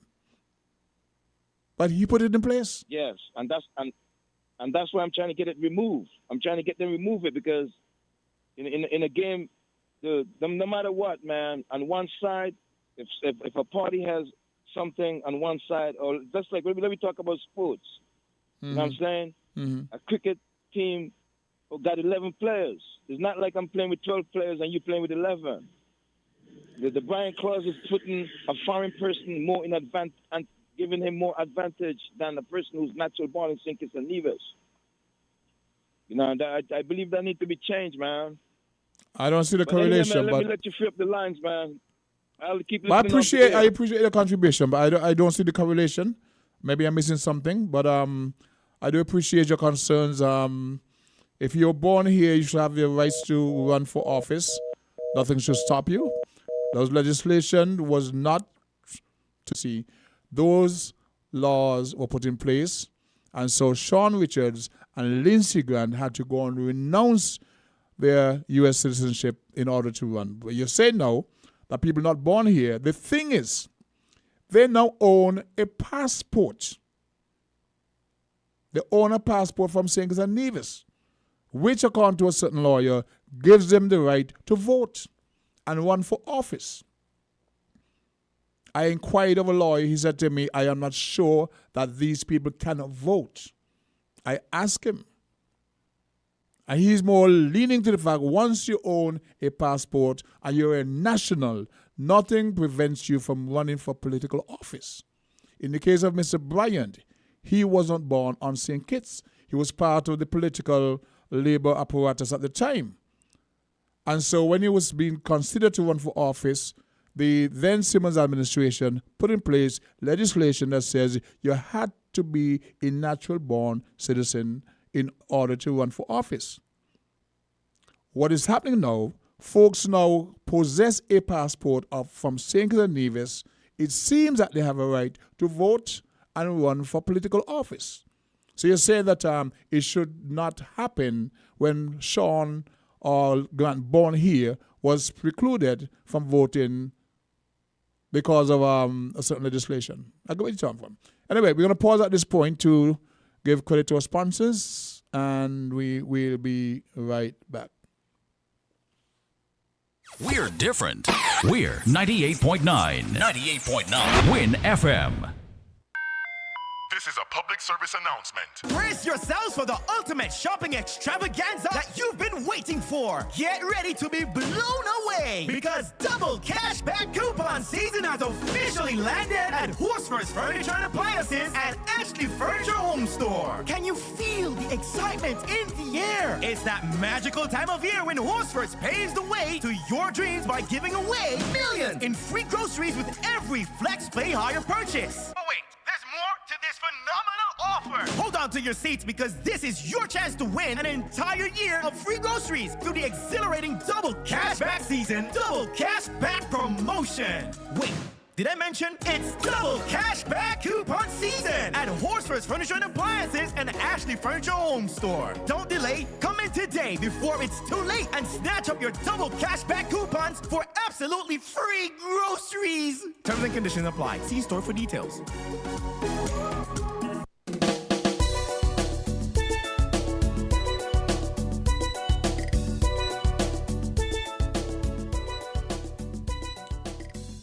Good day. We're back with the program. Got about 14 minutes to go before we close play today. In the meantime, we have some challenges with the phone lines, but for those who want to use the overseas lines to connect, you got from the Florida area, 305-921-4619. Do we have a caller as we speak? Okay, let's see what this caller have to contribute. Good day, caller. You're live on Voices. Hello there, caller. You're live on Voices. Okay, in the meantime, someone sent me this. Ethnic cleansing or genocide is the best words to describe the act that Israel is perpetuating on the people of Palestine. I will read again.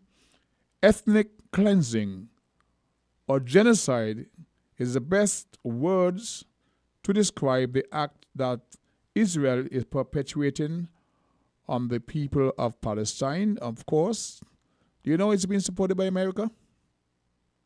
We didn't know. And there's I forgot the country. It's not Ghana. I'm not sure if it's Kenya. Who said they are standing with the Palestinian? And the ridicule is being poured at them. The hypocrisy of it all. So I must confess, I'm so not into this. I've not watched any news. I try to stay away from it because there's some things that just I stay with the music. I stay with the music. My music is my life is my music. That gets me to all this nonsense. If not, I'm gonna go here. I really don't want any go here. It's not a laughing matter. Far from it. Far, far from it. And those who dare to criticize what's happening, they're called anti-Semitic. They're labeled, they're ostracized, and they're targeted. There's a story of an Arab a couple of years ago in New York walking with a flag, and he was set upon and beat up by some Jews, and it's justified. So you can't protest. Whether he's an Arab American or what, he was in the U.S., he had a flag of Palestine set upon by the Jews and beat up. And then you flip the script and you're going to hear, well, the Jews are being attacked. You've either been targeted, etc., etc. This guy just walking with the Palestinian flag set upon and beat up because how dare Hamas attack Israel. And it's justified by certain superpowers because Israel is being used as a kind of barrier or ally in the region to help them keep Iraq and Iran contained. So that Jewish Muslim war goes back, way, way, way back, before you and I were even a thought. And there's no way that's going to have an easy resolution. You have people being displaced. You have people being disenfranchised. You have people being slaughtered. There's something that can be described as overreacting, but there's an excuse that somebody gave them. But people decide, no, I've had enough. I've had enough. And they will do what they can. We as a people have suffered so much. Some of our people actually throw themselves over the ships, over the side of the ships, and decide to rather drown with our children than face what was, they knew where they came from. A proud people, they think we're just lock and chains, we didn't resist, we fought. And some of our people, rather than find themselves locked into slavery and servitude, decide to take matters in their own hands, and they jumped overboard and decided to drown. In another incident, certain English ship was heading up to Europe with X amount of enslaved persons. And when they did the count in the final hour, was too much person to feed or maintain, etc.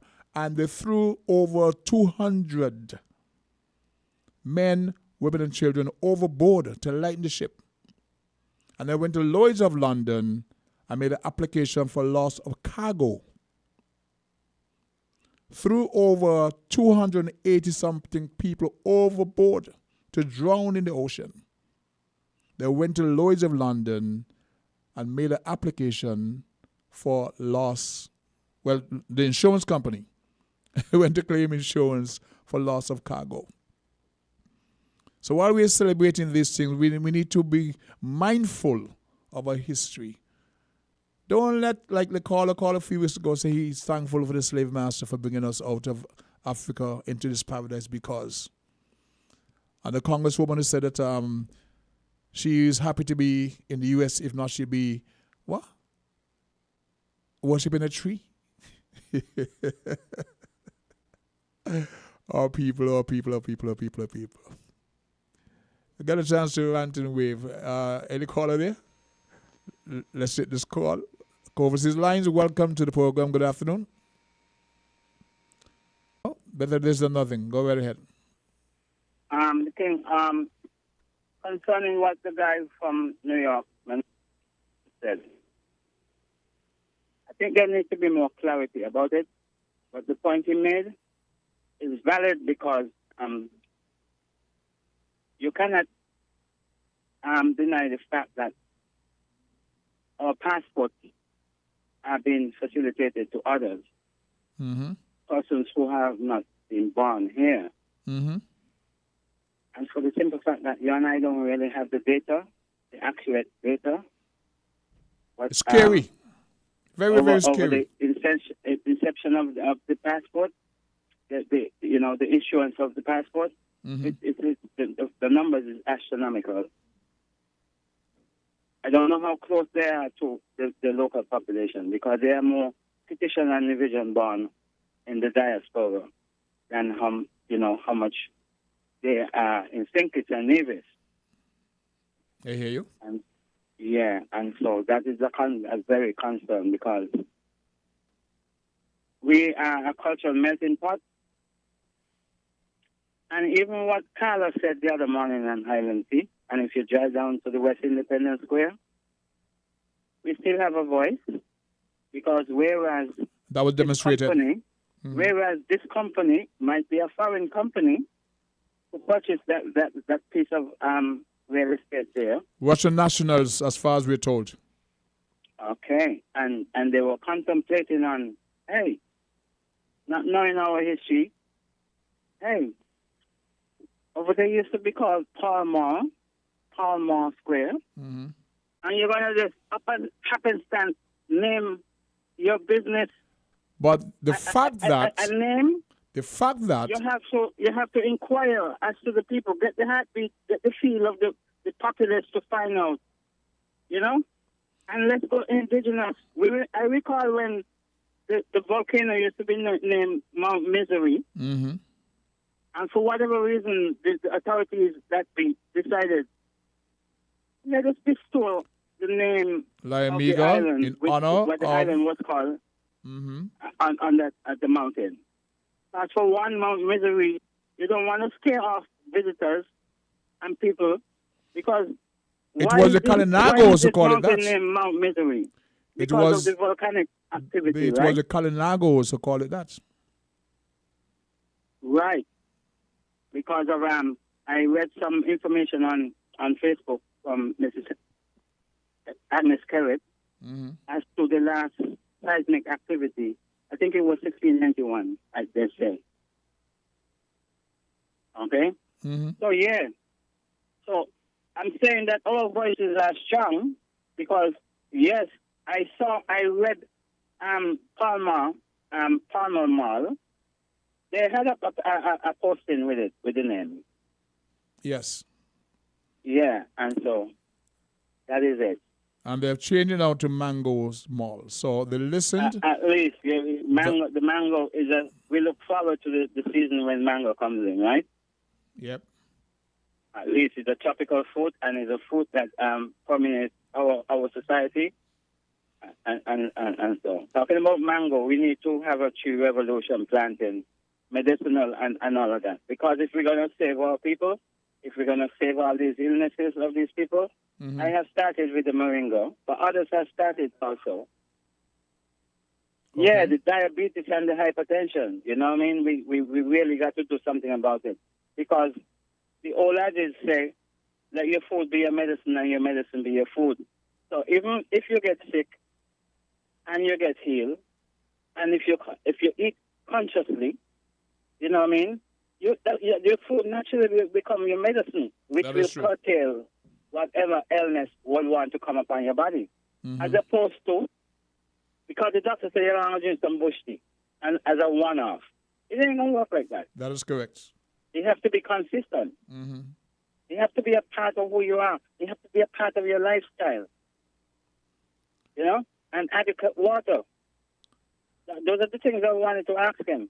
Yes, we must drink water in modesty. He's going to be back.